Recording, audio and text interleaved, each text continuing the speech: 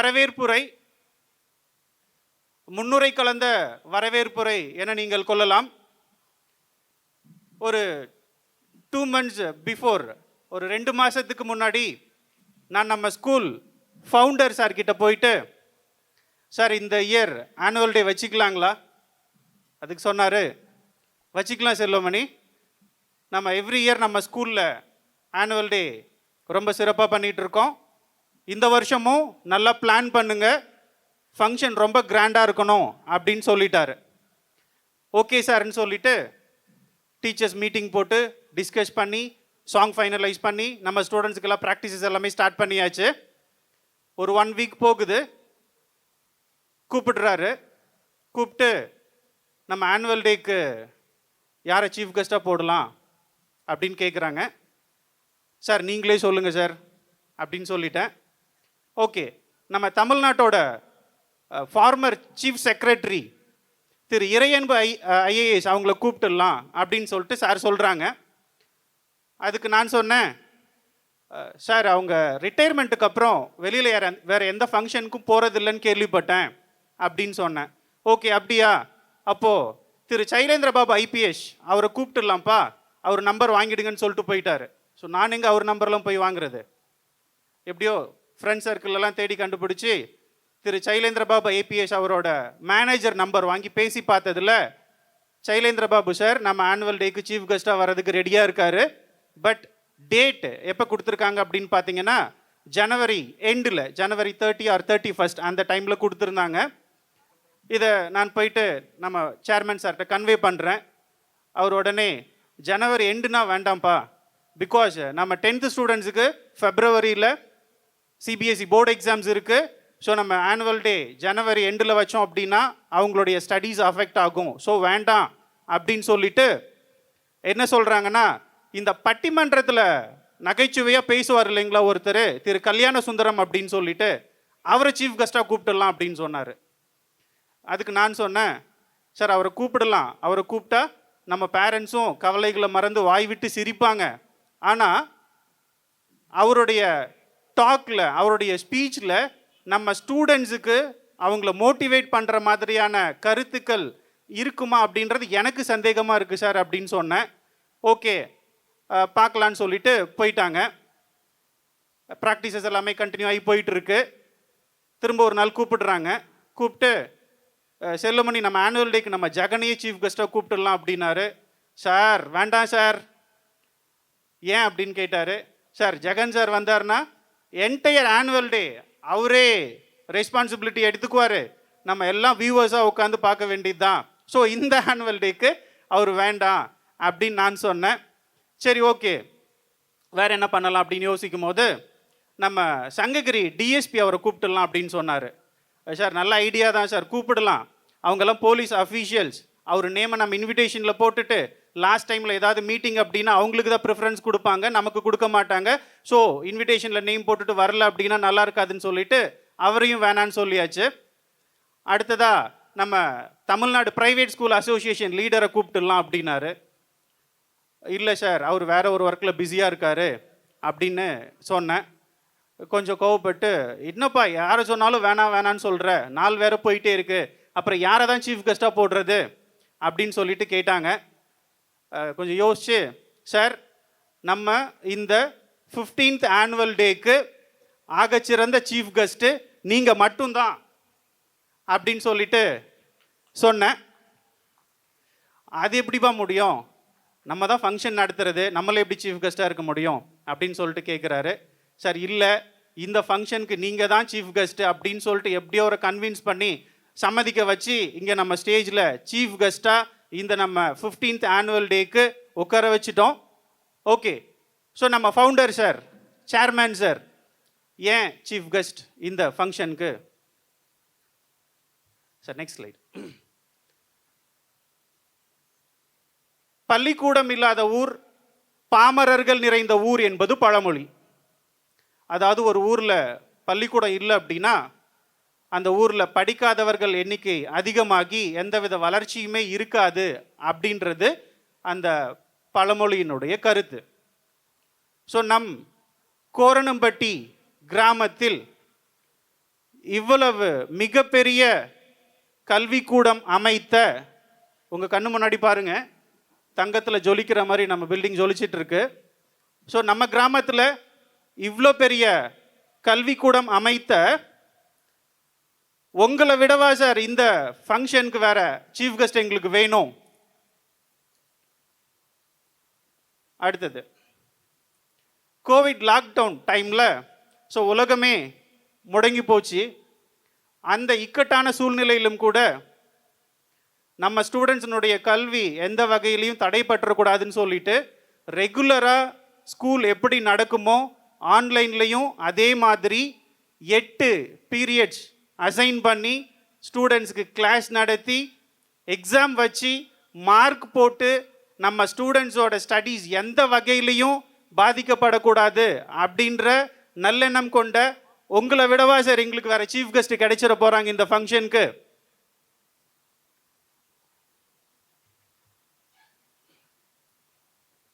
ஒவ்வொரு மனுஷனுக்கும் ஒரு பீரியாரிட்டி இருக்கும். ஸோ எனக்கு நான் தான் ஃபஸ்ட்டு பீரியாரிட்டி. அதே மாதிரி ஒரு சிலருக்கு அவங்க தான் பீரியாரிட்டியாக இருப்பாங்க. பட் நம்ம ஃபவுண்டர்ஸாக இருக்கு, first priority students, second priority students. எப்போவுமே அவருடைய பீரியாரிட்டி ஸ்டூடெண்ட்ஸ் மட்டும்தான். ஸோ இது மாதிரி ஸ்டூடெண்ட்ஸு மட்டுமே பீரியாரிட்டி கொடுத்துட்டு இருக்கக்கூடிய உங்களை விடவா சார் இந்த ஃபங்க்ஷனுக்கு வேற சீஃப் கெஸ்ட் எங்களுக்கு கிடைச்சிட போகிறாங்க? கோவிட் டைமில் லாக்டவுனில் எத்தனையோ ஸ்கூல்ஸ், எத்தனையோ காலேஜஸ் இருக்க இடம் தெரியாமல் போயிட்டாங்க. பட் அவ்வளோ ஒரு ஹார்டான ஒரு சுச்சுவேஷன்லாம் தாண்டி 15 வருடங்கள் வெற்றிகரமாக நமது பள்ளியை வழிநடத்தி இன்று 16வது ஆண்டில் நமது பள்ளியை வழிநடத்தி கொண்டிருக்கும் நமது ஃபவுண்டர் சார், அவரை விடவா நம்ம ஃபங்க்ஷனுக்கு சீஃப் கெஸ்ட் கிடைச்சிட போகிறாங்க. ஸோ அப்படின்னு நிறைய சொல்லிகிட்டே போகலாம். பட் சொல்கிறதுக்கு 100 இருக்குது, சொல்கிறதுக்கு தான் டைம் இல்லை. ஸோ நம்ம ஃபங்க்ஷனுக்கு சீஃப் கெஸ்ட்டாக வந்திருக்கக்கூடிய நம்ம வின்னர் விகாஸ் சர்வதேச பள்ளியின் தாளாளர், நிறுவனர் நம் சேர்மன் சார் அவர்களை வருக வருக என இருகரம் கூப்பி விழாவிற்கு வரவேற்கிறேன். LED person, you can play the next slide please. Okay, India map எல்லாரும் பார்த்துருப்பீங்க. இந்தியா மேப்பில் தெற்கு பக்கமாக கன்னியாகுமரி இருக்கும், அதுக்கு அப்படியே ஆப்போசிட்டாக வடக்கு பக்கமாக மிக பிரம்மாண்டமாக இமயமலை இருக்கும். ஸோ நம்ம இந்தியா மேப்பில் வின்னர் விகாஸ் இங்கே இருக்குது அப்படின்னா, காட்டுமன்னார் கோயில் என்ற பகுதியில் மிகப்பெரிய ஜிகே கல்வி குழுமம் என்ற சாம்ராஜ்யத்தை நிறுவி நிர்வகித்து வரும் அதன் நிறுவனர் நமது சிறப்பு அழைப்பாளர் திரு ஜி குமாரராஜா ஐயா அவர்களை இவ்விழாவிற்கு வருக வருக என இருகரம் கூப்பி வரவேற்கிறேன்.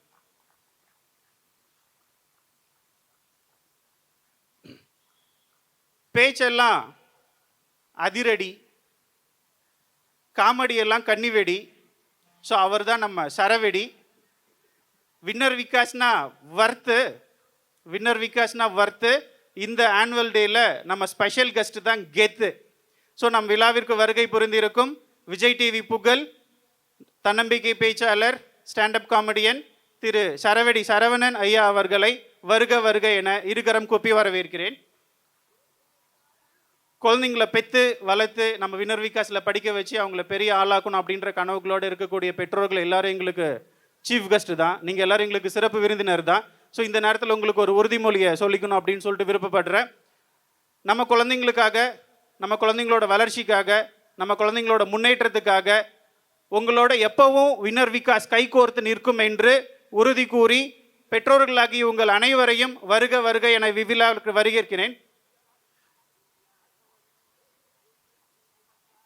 அன்புக்கினிய மாணவ செல்வங்களே, ஆசிரியர் பெருமக்களே, அலுவலக பணியாளர்களே, ஓட்டுநர்களே, உதவியாளர்களே, மேடை அமைப்பாளர்களே, ஒளி அமைப்பாளர்களே, ஊடக நண்பர்களே, உங்கள் அனைவரையும் இவ்விழாவிற்கு வருக வருக என வரவேற்கிறேன். So once again I wholeheartedly welcome each and every one of you to this great and grand event WinFest 26. Welcome you all to this event. Thank you. மேடையில் அமர்ந்திருக்கும்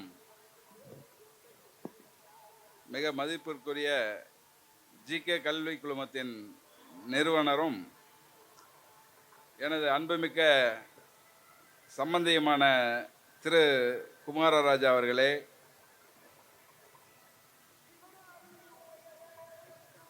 தமிழக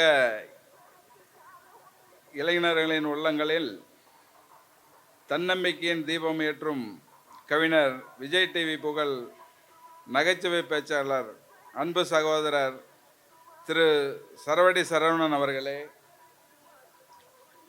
ஒவ்வொரு வருடமும் நமது பள்ளிக்கு தொடர்ந்து ஆதரவு அளித்து வரும் விழா திடலில் அமர்ந்திருக்கும் பெற்றோர்களே, அன்பான மாணவ செல்வங்களே, எனது மதிப்புக்குரிய பள்ளியின் முதல்வர் அவர்களே, மரியாதைக்குரிய நிர்வாக அலுவலர் அவர்களே, மதிப்பிற்குரிய ஆசிரியர் பெருமக்களே மற்றும் அலுவலக பணியாளர்களே, ஓட்டுநர்களே, உதவியாளர்களே, ஊடகத்துறை நண்பர்களே, மேடை மற்றும் ஒளி அமைப்பு குழுவினர் அனைவரும் என் பணிவான மாலை வணக்கத்தை தெரிவித்துக் கொள்கிறேன். இன்று நான் இந்த மேடையில் நிற்பது ஒரு விழாவுக்காக மட்டுமல்ல, ஒரு கிராமத்தில் விதைக்கப்பட்ட ஒரு கல்வியின் கனவு 15 ஆண்டுகள் நிறைவு பெற்று 16வது ஆண்டில் அடியெடுத்து வைக்கும் அந்த வரலாற்று தருணத்திற்காக கோர்ணம்பட்டி என்ற சிறிய கிராமத்தில் வின்னர் விகாஸ் இன்டர்நேஷனல் ஸ்கூல் பெற்றோர்களாகிய உங்களின் ஆதரவோடு இன்று ஒரு கல்வி ஆலயமாக உயர்ந்து நிற்கிறது. இந்த நேரத்தில் தங்களுடன் ஒரு சிறிய கதையை பகிர்ந்து கொள்ள விளைகிறேன். பல ஆண்டுகளுக்கு முன் ஒரு கிராமத்தில் ஒரு சிறுமி இருந்தால், அந்த சிறுமி அந்த ஊரில் பள்ளிக்கூடம் இல்லை. அவள் தினமும் 6 கிலோமீட்டர் நடந்து அருகில் இருந்த ஊருக்கு படிக்க சென்றாள். ஒரு நாள் அவள் தந்தை கேட்டார், இவ்வளோ கஷ்டப்பட்டு படிக்கிறியே, நீ பெரியவளானதும் என்ன செய்ய போகிறாய் என்று. அவள் மெதுவாக சொன்னாள், அப்பா, இந்த மாதிரி யாரும் நெடுதூரம் சென்று கல்வி கற்க கஷ்டப்படக்கூடாது. என் சொந்த ஊரிலே ஒரு நல்ல பள்ளி இருக்கணும் அப்படி என்று சொன்னாள். அவள் வளர்ந்தாள், மனதில் உறுதியுடன் படித்தாள், வாழ்க்கையில் மிகப்பெரிய உயர்ந்த நிலையை எட்டினாள். ஒரு நாள் அவள் தன் ஊருக்கே திரும்பி வந்தாள். கிராமத்து மாணவர்கள் நகர்ப்புற பள்ளி மாணவர்களைப் போல அனைத்து துறையிலும் திறமைமிக்க மாணவர்களாக வளர வேண்டும் என்று தீர்மானித்து ஒவ்வொரு வகையிலும் பார்த்து அவளுடைய சொந்த ஊரில் ஒரு அழகான பள்ளியை உருவாக்கினாள். அந்த பள்ளி இன்று ஆயிரக்கணக்கான குழந்தைகளின் வாழ்க்கையை மாற்றும் கல்வி கோயிலாக திகழ்கிறது. இந்த கதை சொல்வது ஒன்றுதான், ஒரு கிராமத்தில் தொடங்கும் கல்வி ஒரு தலைமுறையின் எதிர்காலத்தை மாற்றும். இந்த ஆண்டு நமது பள்ளி செய்த சாதனை சாதாரண சாதனை அல்ல. ஒரு கிராமப்புற பள்ளி உலக சாதனை புத்தகத்தில் எவ்வளவு மகிழ்ச்சியான நிகழ்வு. நமது சேலம் மாவட்டத்தில் உள்ள பள்ளியிலேயே நமது வின்னர் விகாஸ் பள்ளிதான் இத்தகைய உலக சாதனையை முதலில் தொடங்கியது என்பதை பெருமையுடன் சொல்லிக் கொள்கிறேன். நமது மாணவர்கள் செய்த உலக சாதனை முயற்சி உலக சாதனையாக அங்கீகரிக்கப்பட்டு கலாம் புக் ஆஃப் ரெக்கார்ட்ஸ் என்ற உலக சாதனை புத்தகத்தில் இடம்பெற்றுள்ளதை மகிழ்ச்சியுடன் தெரிவித்துக் கொள்கிறேன். அன்புக்குரிய மாணவர்களே, கிராமம் நமக்கு எல்லை அல்ல, உயரிய கனவுதான் நமது எல்லை. நமது பள்ளியானது 25-26ஆம் கல்வியாண்டில் நீட் ஃபவுண்டேஷன் வகுப்புகளை மாணவர்களுக்கு வழங்கி கொண்டு வருகிறது. நாளைய டாக்டரின் கனவு இங்கே நமது வின்னர் விகாஸில் விதைக்கப்படுகின்றன. நாளைய இன்ஜினியரிங் கனவு இங்கே நமது வின்னர் விகாஸில் விதைக்கப்படுகின்றன. நாளைய மிக சிறந்த அறிவியல் அறிஞர்கள் கனவு இங்கே நமது வின்னர் விகாஸில் விதைக்கப்படுகின்றன. நீங்கள் வின்னர் விகாஸ் மாணவர்கள், உலகம் உங்களை கவனிக்க ஆரம்பித்து விட்டது. மகத்தான பல சாதனைகளை புரிய ஆயத்தமாக இருங்கள். உங்களுடன் நாங்கள் இருக்கிறோம். எனது மனமார்ந்த வாழ்த்துக்கள். அன்புக்குரிய பெற்றோர்களே, நீங்கள் உங்கள் குழந்தைகளை எங்களிடம் ஒப்படைத்து ஒரு நம்பிக்கை, அந்த நம்பிக்கையை நாங்கள் எதிர்காலமாக மாற்றுகிறோம்.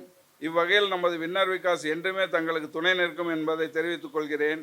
இந்த 16வது ஆண்டில் வின்னர் விகாஸ் பள்ளி சர்வதேச அளவில் இன்னும் பல சாதனைகளையும் புதிய மருத்துவர்களையும் புதிய தலைவர்களையும் உருவாக்கும் என்ற நம்பிக்கையுடன் இந்த மாபெரும் நிகழ்வை சிறப்பாக நடத்த உழைத்த நல் உள்ளங்களுக்கும் அனைவருக்கும் என் மனமார்ந்த நன்றியை தெரிவித்துக் கொண்டு நமது பள்ளி கோர்ணம்பட்டியிலிருந்து உலக மேடைக்கு உயர வேண்டும் என்று வாழ்த்தி என் உரையை நிறைவு செய்கிறேன். நன்றி, வணக்கம். நன்றிகள் சார். 15ஆம் ஆண்டு விழாவின் தலைமையேற்று சிறப்பு விருந்தினராக கலந்து கொண்டு சிறப்பித்து கொண்டிருக்கின்ற என் அன்பிற்கும் பாசத்துக்கும் உரிய வின்னர் விகாஸ் இன்டர்நேஷ்னல் பள்ளியின் சேர்மன், தாளாளர், மதிப்புக்கும் மரியாதைக்குரிய என்னுடைய அன்புமிகு ஆர் செல்வம் அவர்களே, இங்கு முன்னிலை வைத்து சிறப்பு வருகை தர இருக்கின்ற செக்ரட்டரி, இந்த நிறுவனத்தின் செக்ரட்டரி சம்மந்தி அம்மாள் எஸ் செல்வி அவர்களே,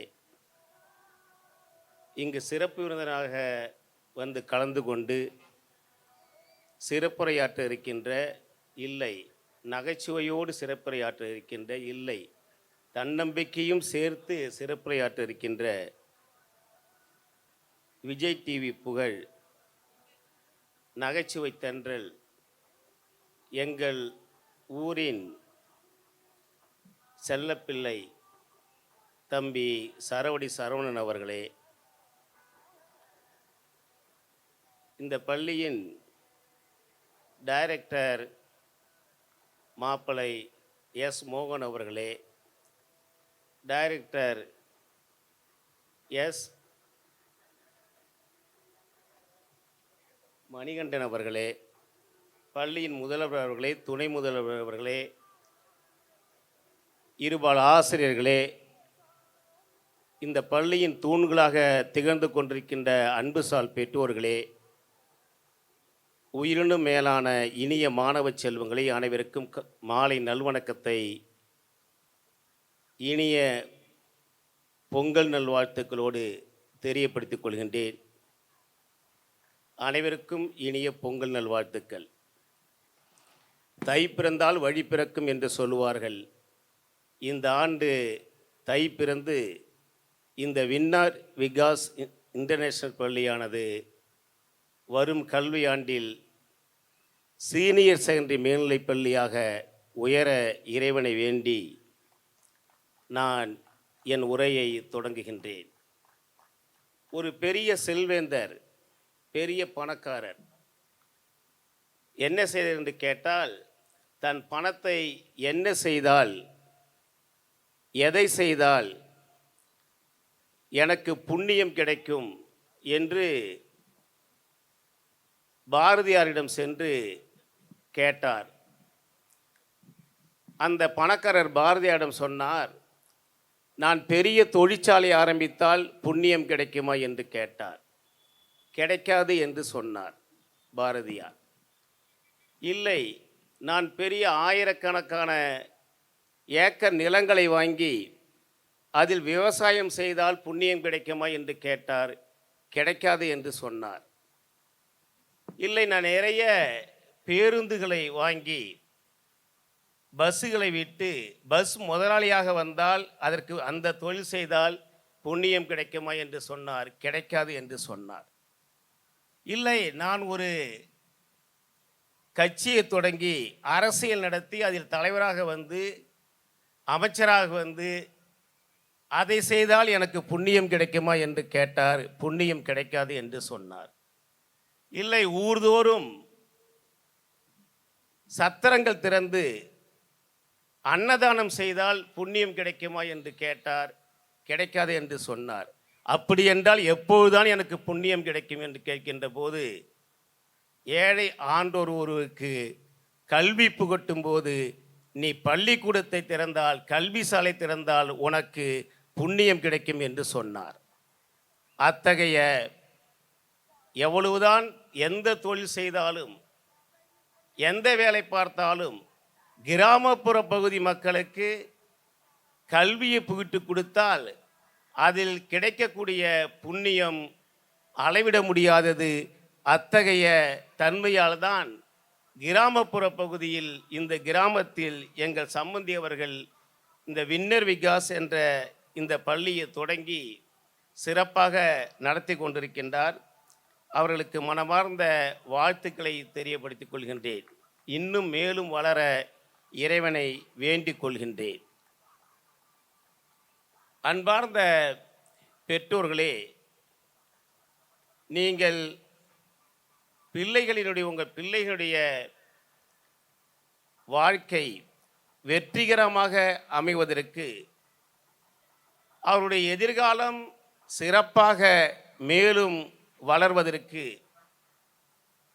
நீங்கள் என்ன செய்ய வேண்டும் என்று கேட்டால், தங்கள் பிள்ளைகளை எந்த அளவுக்கு கண்ணும் கருத்துமாக நீங்கள் வளர்த்து கொண்டிருக்கின்றீர்களோ, கவனித்து கொண்டிருக்கின்றீர்களோ, அதே நேரத்தில் பிள்ளைகளின் எண்ண ஓட்டங்களை புரிந்து கொண்டு அவர்களுடைய பழக்கங்கள், பண்பாடுகள், செயல்பாடுகளை நீங்கள் ஒவ்வொரு நாளும் தெரிந்து கொள்ள வேண்டும். எந்த நேரத்தில் எப்படி தன்னுடைய பிள்ளைகளை நீங்கள் கண்காணிக்கின்றீர்கள் என்பதை பொறுத்துதான், கவனம் செலுத்துங்கள் என்று பொறுத்துதான் உங்களுடைய பிள்ளைகள் எதிர்காலத்தில் சிறந்த பிள்ளைகளாக வருவார்கள்.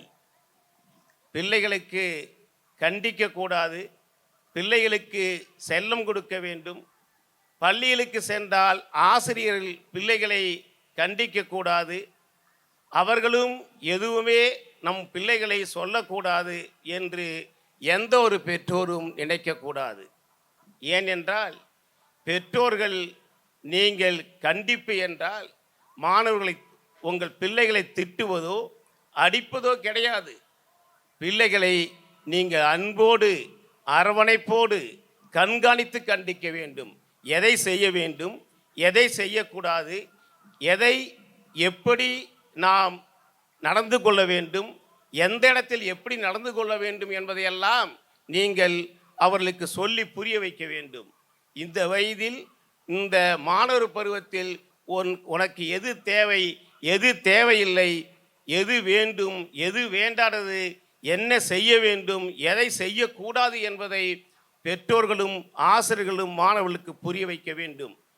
நம்முடைய பிள்ளையை கண்டித்தால் அவன் எங்கே வருத்தப்படுவானோ, கோபித்து கொள்ளுவானோ, அல்லது தவறாக புரிந்து கொள்வானோ என்று அவர்களுக்கு செல்லம் கொடுப்பதை பெற்றோர்கள் நிறுத்தி கொள்ள வேண்டும். காட்டில் பெரிய உயரமான விலங்கு, காட்டில் பெரிய உயரமான விலங்கு ஒட்டகம். அந்த ஒட்டக சிவிங்கி என்ன தெரிந்து செய்யுமா? குட்டி போடும்போது அதுவே மிக உயரமானது. அந்த உயரத்திலிருந்து குட்டி போடும்போது அதனுடைய குட்டி தரையின் மீது வந்து தொப்புன்னு விழுந்து கீழே கிடக்கும். அதனால் எழுந்திருக்க முடியாது. ஆனால் அந்த தாய் ஒட்டகம் என்ன செய்யும் என்றால், உடனே சென்று பின்புறத்தின் காலால் எட்டி ஒரு உதைக்கும். அதனால் எழுந்திருக்க முடியாது. மீண்டும் அந்த குட்டியை உதைக்கும். தொடர்ந்து அப்படி உதைக்கும் போது அது லேசாக எழுந்திருந்து நிற்கும். ஆனால் எழுந்திருந்து நிற்கும் போதெல்லாம் நிற்க முடியாது. உடனே மீண்டும் அது தரையில் விழுந்துவிடும். தரையில் விழுந்த பிறகு தாய் ஒட்டகம் மீண்டும் போய் அதை உதைக்கும். மீண்டும் எழுந்திருந்து நிற்கும். நின்று 2 அடி எடுத்து வைக்கும். மீண்டும் விழுந்துவிடும். மீண்டும் அந்த ஒட்டகம், தாய் ஒட்டகம் தன் குட்டியை உதைக்கும். இவ்வாறு தொடர்ந்து உதைத்து அந்த குட்டி எப்பொழுது நடக்க முடிகின்றதோ நடக்கும் வரைக்கும் அந்த தாய் ஒட்டகம் உதைத்து கொண்டே இருக்கும். அப்படி உதைத்து கொண்டு இருக்கும்போது அந்த குட்டி எழுந்திருந்து ஓட ஆரம்பிக்கும். அப்போதுதான் அந்த தாய் ஒட்டகம் உதைப்பதை நிறுத்தி கொள்ளும். ஏனென்றால் அந்த தாய் ஒட்டகம் தன் குட்டியை ஈன்ற பிறகு உடனே தரையில் விழுந்து அதனால் எழுந்திருந்து நடக்க முடியவில்லை என்றால் அந்த குட்டி மற்ற விலங்குகளுக்கு, பன்றிகளுக்கு, மற்ற நரிகளுக்கு மற்ற புலிகளுக்கு, காட்டு விலங்குகளுக்கு அது மாமிசமாக, உணவாக பயன்படக்கூடிய அளவுக்கு வந்துவிடும். எனவே தன்னுடைய குட்டி உயிர் வாழ வேண்டும், அது வளர வேண்டும், அதனுடைய வளர்ச்சி உயிர் முக்கியம் என்ற காரணத்திற்கு தான் அந்த தாய் ஒட்டகம் தொடர்ந்து தன் குட்டியை உதைத்து கொண்டே இருக்கும். வலிக்குமோ, அதுக்கு கஷ்டமாக இருக்குமோ என்று நினைக்காது அதன் தொட்டு தான் அந்த குட்டியானது ஒட்டகமாக மாறி அந்த காட்டில் சுதந்திரமாக வாழ முடிந்தது. எனவே பெற்றோர்களே, அதுபோலதான் தங்களுடைய பிள்ளைகளை நீங்கள் எந்த நேரத்தில் கண்டிக்க வேண்டுமோ அந்த நேரத்தில் கண்டிக்க வேண்டும்.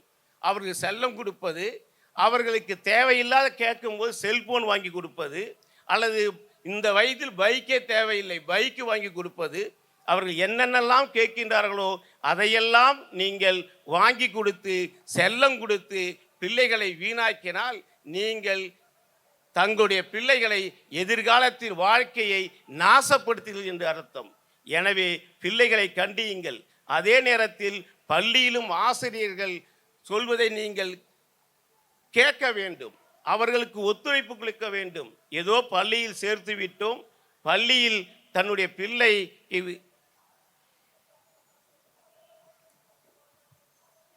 சேர்ந்து படித்து கொண்டிருக்கின்றது, ஆசிரியர்கள் பார்த்து கொள்வார்கள் என்று நீங்கள் இருக்கக்கூடாது. ஒவ்வொரு நாளும் உங்கள் பிள்ளையுடைய செயல்பாடுகளை நீங்கள் கவனிக்க வேண்டும். காலையில் பள்ளிக்கு சென்று மாலையில் வீட்டுக்கு வரும்போது என்ன செய்தாய் என்று கேட்க வேண்டும். அவருடைய எண்ண ஓட்டங்களை கவனிக்க வேண்டும். அவருடைய ஃப்ரெண்ட்ஷிப்பை நீங்கள் கவனிக்க வேண்டும்.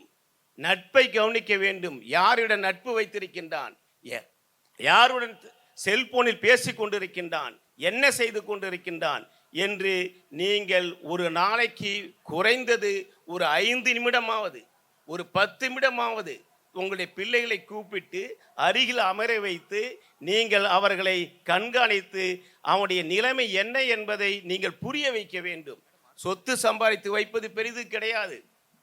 சொத்துகள் பெரிய பணக்காரனாக பெரிய என்னதான் செய்து கொடுத்தாலும் அவருடைய டிசிப்ளின் முக்கியம், ஒழுக்கம் முக்கியம். என்னுடைய பிள்ளை நல்ல ஒழுக்கமுள்ள பிள்ளையாக இருக்கின்றானா, ஒழுக்கமுள்ள ஒரு பள்ளியில் அவன் படித்து கொண்டிருக்கின்றானா, தன்னுடைய பிள்ளைக்கு சிறந்த கல்வி தரம் கிடைக்கின்றதா, அவனுடைய டிசிப்ளின் எப்படி இருக்கிறது என்பதை ஒவ்வொரு நாளும் பெற்றோர்களாகிய நீங்கள் அவர்களை நீங்கள் கண்காணிக்க வேண்டும். குறிப்பாக தாய்மார்கள் கண்காணிக்க வேண்டும். அதே நேரத்தில் ஆசிரியர் சொல்கின்ற அந்த அறிவுரைகளை நீங்கள் கேட்க வேண்டும். ஒரு வாலிபன் என்ன செய்தான் என்று கேட்டால் அந்த வாலிபனுக்கு நீதிமன்றத்தில் தூக்கு தண்டனை கொடுக்கப்படுகிறது. அவன் செய்த குற்றத்திற்காக, அவன் செய்த கொலைக்காக அவனுக்கு தூக்கு தண்டனை கொடுக்கப்படுகிறது. உடனே நீதியரசர் கேட்கின்றார் அந்த வாலிபனை பார்த்து, உனக்கு தூக்கு தண்டனை நிறைவேற்றப்பட்டு விட்டது, ஆனால் நீ இறுதியில் எதே சொல்ல உனக்கு விருப்பம் இருக்கின்றது என்று கேட்கின்றார். அப்போது அவன் சொல்கின்றான், என்னை தூக்கு தண்டனை போடுவதற்கு முன்பு என்னுடைய பெற்றோர்களையும் நீங்கள் தூக்கில் ஏற்றுங்கள் என்று சொல்கின்றான். ஏன் என்று கேட்கின்றார். நீதிபதி மிக ஆச்சரியப்பட்டு விட்டார். என்னப்பா, உனக்கு தூக்கு தண்டனை கொடுத்தால், உனக்கு சிறையில் அடைத்து உனக்கு தூக்கு தண்டனை கொடுத்தால் நீ உன் பெற்றோர்களையும் நீ அவர்களுக்கும் தண்டனை கொடுக்க வேண்டும் என்று கூறுகின்றாயே, இது என்ன அர்த்தம் என்று கேட்கின்றார். அதற்கு அவன் சொல்கின்றான், இல்லை நீதிபதி அரசர் அவர்களே, நான் 5ஆம் வகுப்பு படிக்கும்போது, பள்ளியில் 5ஆம் வகுப்பு படிக்கும்போது என் பக்கத்தில் இருந்த என்னுடைய நண்பனின் பேனாவை திருடி கொண்டு வந்து விட்டேன், தெரியாமல் எடுத்து கொண்டு வந்து விட்டேன். அதை எடுத்து வந்து விட்டேன் என்பதற்காக என்னுடைய வகுப்பு ஆசிரியர் என்னை கண்டித்தார், என் தலைமை ஆசிரியர் என்னை கண்டித்தார், திட்டினார். உடனே நான் வீட்டில் வந்து என் பெற்றோரிடம் இது மாதிரி ஆசிரியர் அடித்து விட்டார், கண்டித்தார் என்று சொன்ன பிறகு மறுநாள் என்னுடைய பெற்றோர் இன்னும் 2 அவருடைய நண்பர்களை அழைத்து வந்து பள்ளிக்கு வந்து எங்கள் ஆசிரியரிடம் தகராறு செய்தார், என்ற தலைமை ஆசிரியரிடம் திட்டினார், அடிக்க போனார். உடனே அன்றிலிருந்து என் பள்ளிக்கூடத்தில் இருக்கின்ற ஆசிரியர்கள், பள்ளியில் இருக்கின்ற தலைமை ஆசிரியர்கள் நான் எந்த தவறு செய்தாலும் கண்டு கொள்ளவில்லை, எந்த தவறு செய்தாலும் கண்டிக்கவில்லை. நான் இப்படியே 5ஆம் வகுப்பு 6ஆம் வகுப்பு 7ஆம் வகுப்பு வரைக்கும் வருகின்ற போது உயர்ந்த வகுப்புக்கு வந்து கல்லூரிக்கு வந்த பிறகும் அந்த தீய பழக்கம், திருடும் பழக்கம் எனக்கு தொடர்ந்து வந்து கொண்டிருந்தது. அந்த பழக்கம் ஒரு தீய பழக்கம் வந்துவிட்டால் அந்த தீய எண்ணம் இன்னும் பல தீய எண்ணங்களை என்னிடம் வந்து சேர்த்தும், தீய பழக்கங்களை சேர்த்தது. அப்புறம் போதைப் பொருளுக்கு அடிமையாகினேன், அப்புறம் குடித்தேன், அப்புறம் திருடினேன், நண்பரோடு அரட்டை எடுத்தேன், சண்டை போட்டேன். இறுதியில் என் நண்பர்களிடம் நான் மது அருந்து கொண்டிருக்கும் போது கொலைக்காரனாக மாறி என் நண்பனை கொலை செய்து விட்டேன். அதனால் இப்போது நான் கொலைக்காரனாக வந்து உங்கள் முன் நின்று எனக்கு நீங்கள் தூக்கு தண்டனை கொடுக்கின்றீர்கள் என்றால் அதற்கு முதல் காரணம் என் பெற்றோர்கள் என்னை கண்டித்திருந்தால், அல்லது பள்ளியில் ஆசிரியர்கள் கண்டிக்கும் போது அது சரி என்று இருந்திருந்தால் கண்டிப்பாக நான் திருந்திருப்பேன், இன்றைக்கு நல்ல ஒரு மனிதனாக வாழ்ந்து கொண்டிருப்பேன். ஆனால் என் பெற்றோரும் என்னை கண்டிக்கவில்லை, ஆசிரியர்கள் கேட்கின்ற போதும் கண்டிக்கும் போதும் அதற்காக அவர்கள் ஒத்துழைக்கவில்லை. எனவேதான் நான் இன்றைக்கு கொலைக்காரனாக இருக்கின்றேன். என் வாழ்க்கை சீரழிந்து விட்டது. இதற்கு முதல் குற்றவாளி என் பெற்றோர்கள் தான். எனவே பெற்றோர்களுக்கு தண்டனை கூறு என்று அந்த வாலிபன் சொன்னான். இதிலிருந்து என்ன தெரியுது என்று கேட்டால், நம் ஒரு மாணவன், உங்களுடைய மகன், உங்களுடைய மகள் எதிர்காலத்தில் சிறந்தவராக நல்ல ஒரு உயர்ந்த இடத்திற்கு இந்த சமுதாயம் போற்றுகின்ற அளவிற்கு, உறவினர்கள் போற்றுகின்ற அளவிற்கு, ஊர் மக்கள் போற்றுகின்ற அளவிற்கு அவன் உயர்ந்த இடத்திற்கு வர வேண்டும் என்றால் அதற்கு கண்டிப்பாக ஒழுக்கம் தேவை, டிசிப்ளின் தேவை. ஒழுக்கமுள்ள பிள்ளைகளாம் வளர்க்க வேண்டும். ஆசிரியர்களும் ஒழுக்கமுள்ள மாணவர்களுக்கு அப்பப்போது அந்த ஒழுக்கத்தை, கடமை, கண்ணியம், கட்டுப்பாடை நீங்கள் சொல்லிக் கொடுக்க வேண்டும். யாராக இருந்தாலும், எந்த ஒரு மனிதனாக இருந்தாலும் சுய மதிப்பீடு தேவை. சுயமாக சிந்திக்க வேண்டும். நான் யார் என்று நீங்கள் கேள்வி கேட்க வேண்டும். எந்த ஒரு மனிதன் நான் யார் என்று ஒரு கேள்வி கேட்கின்றால் அப்போதே அவன் வாழ்க்கையில் வெற்றி பெற தொடங்குகின்றான். நான் யார், என் குடும்ப சூழ்நிலை என்ன, நான் என்ன தொழில் செய்து கொண்டிருக்கின்றேன், என் கூட பிறந்தவர்கள் யார், என் பெற்றோர்கள் என்ன செய்து கொண்டிருக்கின்றார்கள், நான் என்ன செய்தால் நான் வாழ்க்கையில் முன்னேறுவேன், ஏன், எதற்கு, எப்படி என்ற கேள்விகளை தொடர்ந்து கேட்டுக்கொண்டு நான் யார் என்பதை புரிந்து கொண்டாவே அவன் வாழ்க்கையில் வெற்றி பெறுவான். நான் யார் என்று புரிந்து கொண்டவன், நான் யார் என்று கேள்வி கேட்பவனிடம் தீய எண்ணங்கள் வராது, நெகட்டிவான எண்ணங்கள் வராது, ஆக்கப்பூர்வமான எண்ணங்கள் இருக்கும். வாழ்க்கையில் முன்னேறுவதற்கு தேவையான அந்த முயற்சி, உழைப்பு அவருக்கு தொடர்ந்து இருந்து கொண்டே இருக்கும். எனவே நீங்கள், உங்களுக்கு சுய மதிப்பீடு தேவை. நீங்கள் யார் என்பதை புரிந்து கொள்ள வேண்டும். மாணவர்களே, முதலில் உங்களை நம்புங்கள், உங்களை நேசியுங்கள். உங்களை நேசித்தாவே, உங்களை நம்பினாவே மாணவர்கள் வாழ்க்கையில் வெற்றி பெற முடியும் என்று கூறி, ஏன் என்றால் ஒரு மனிதனின் வெற்றியும் தோல்வியும் அவனுடைய எண்ணங்களிலும் தோன்றுகிறது. ஏன் என்றால் சிந்தனையில் கவனம் வேண்டும், அவை எண்ணங்களாக மாறுகின்றன. எண்ணங்களில் கவனம் வேண்டும், அவை சொற்களாக மாறுகின்றன. சொற்களில் கவனம் வேண்டும், அவை செயல்களாக மாறுகின்றன. செயல்களில் கவனம் வேண்டும், அவை பழக்கங்களாக மாறுகின்றன. பழக்கங்களில் கவனம் வேண்டும், அவை ஒரு மனிதனின் குணங்களாக மாறுகின்றன. குணங்களில் கவனம் வேண்டும், அது ஒரு மனிதனின் வெற்றி தோல்விக்கு காரணமாகின்றது. எனவே நல்ல எண்ணங்களை சிந்திப்போம், நல்ல சிந்தனை செய்து நம் பிள்ளைகளை, உங்கள் பிள்ளைகளை வல்லவர்களாக, பெரியவர்களாக, நல்ல மனிதர்களாக இந்த சமுதாயத்தில் உருவாக்க வேண்டும். உருவாக்குவதற்கு ஆசிரியர்களும் பாடுபட வேண்டும். ஒருவன் விளக்கை ஏற்றினான். விளக்கில் தீயை தீக்குச்சியின் மூலம் விளக்கேற்றினான். அந்த விளக்கு எரிந்தது. அந்த விளக்கை பார்த்து அனைவரும் வணங்கினார்கள். ஆனால் பித்தனான் அந்த எரிந்த தீக்குச்சியை பார்த்து வணங்கினான் என்று சொன்னார். உடனே எல்லாருக்கும் ஆச்சரியமா போயிடுச்சு. உடனே அவரை கூட்டு கேட்டார்கள், விளக்கு ஏற்றி வைத்தால் விளக்கை தானே வணங்க வேண்டும், விளக்கின் வெளிச்சத்தை தானே வணங்க வேண்டும். அந்த விளக்கை வணங்காமல் நீ எரிந்த தீக்குச்சியை வணங்குகின்றாயே ஏன் என்று கேட்கின்ற போது அதற்கு அவன் சொன்னான், ஏற்றப்பட்டதை விட ஏற்றி வைத்ததுதான் முக்கியம். ஏற்றப்பட்டதை விட ஏற்றி வைத்ததுதான் முக்கியம். ஏற்றி வைத்தது தீக்குச்சி. எனவே அந்த ஏற்றி வைத்த தீக்குச்சியை வணங்கினேன். காரணம், ஆசிரியர்களும் தீக்குச்சி மாதிரி ஆசிரியர்கள் தீக்குச்சியாக இருந்து மாணவர்களை விளக்கேற்றி வைத்து அவர்கள் வாழ்வுக்கு வெளிச்சம் தருகின்றார்கள், ஒளியேற்றி வைக்கின்றார்கள். ஆனால் ஆசிரியர்கள் அவர்கள் இருந்த இடத்திலேயே இருந்து கொண்டிருக்கின்றார்கள், யாருக்கும் தெரியாமல். அது மாதிரி ஆசிரியர்கள் மாணவர் சமுதாயத்தை உருவாக்குவதற்கு நீங்கள் எதிர்கால வெளிச்சத்தை மாணவர்களுக்கு ஏற்றி வைப்பதற்கு ஆசிரியர்கள் தீக்குச்சிகளாக இருந்தாலும் பரவாயில்லை, நாம் ஆசிரியர் சமுதாயம் உழைக்க வேண்டும். நான் கூட நினைத்துக் கொள்வேன், நான் சொல்லுவேன், அடிக்கடி சொல்லுவேன். சொல்லுவார்கள், பிறவி என்றால் 100 பிறவி, 100 எத்தனை பிறவி எடுத்தால் 100 பிறவி இருக்கும் என்று சொல்லுவார்கள். அது உண்மையோ பொய்யோ என்று தெரியாது. நான் இறைவனிடம் தினமும் வேண்டிக் கொள்வது ஏன் என்றால், என்னிடம் ஜிகே மெட்ரிக் மேல்நிலைப்பள்ளி கடலூர் மாவட்டத்தில் ஜிகே கல்வி குழுமத்தின் மெட்ரிக் மேல்நிலைப்பள்ளியில் 3000க்கு மேற்பட்ட மாணவர்கள் படித்துக் கொண்டிருக்கின்றார்கள். ஜிகே சிபிஎஸ்இ பள்ளி, எங்களுடைய பள்ளி சிபிஎஸ்இ பள்ளியில் 1200 மாணவர்கள் படித்துக் கொண்டிருக்கின்றார்கள். நான் தனிப்பயிற்சி நிறுவனம் தொடங்கி 1986 தொடங்கப்பட்ட தனிப்பயிற்சி நிறுவனம் 1992 வரைக்கும் தனிப்பயிற்சி நிறுவனம் நடத்தினோம்.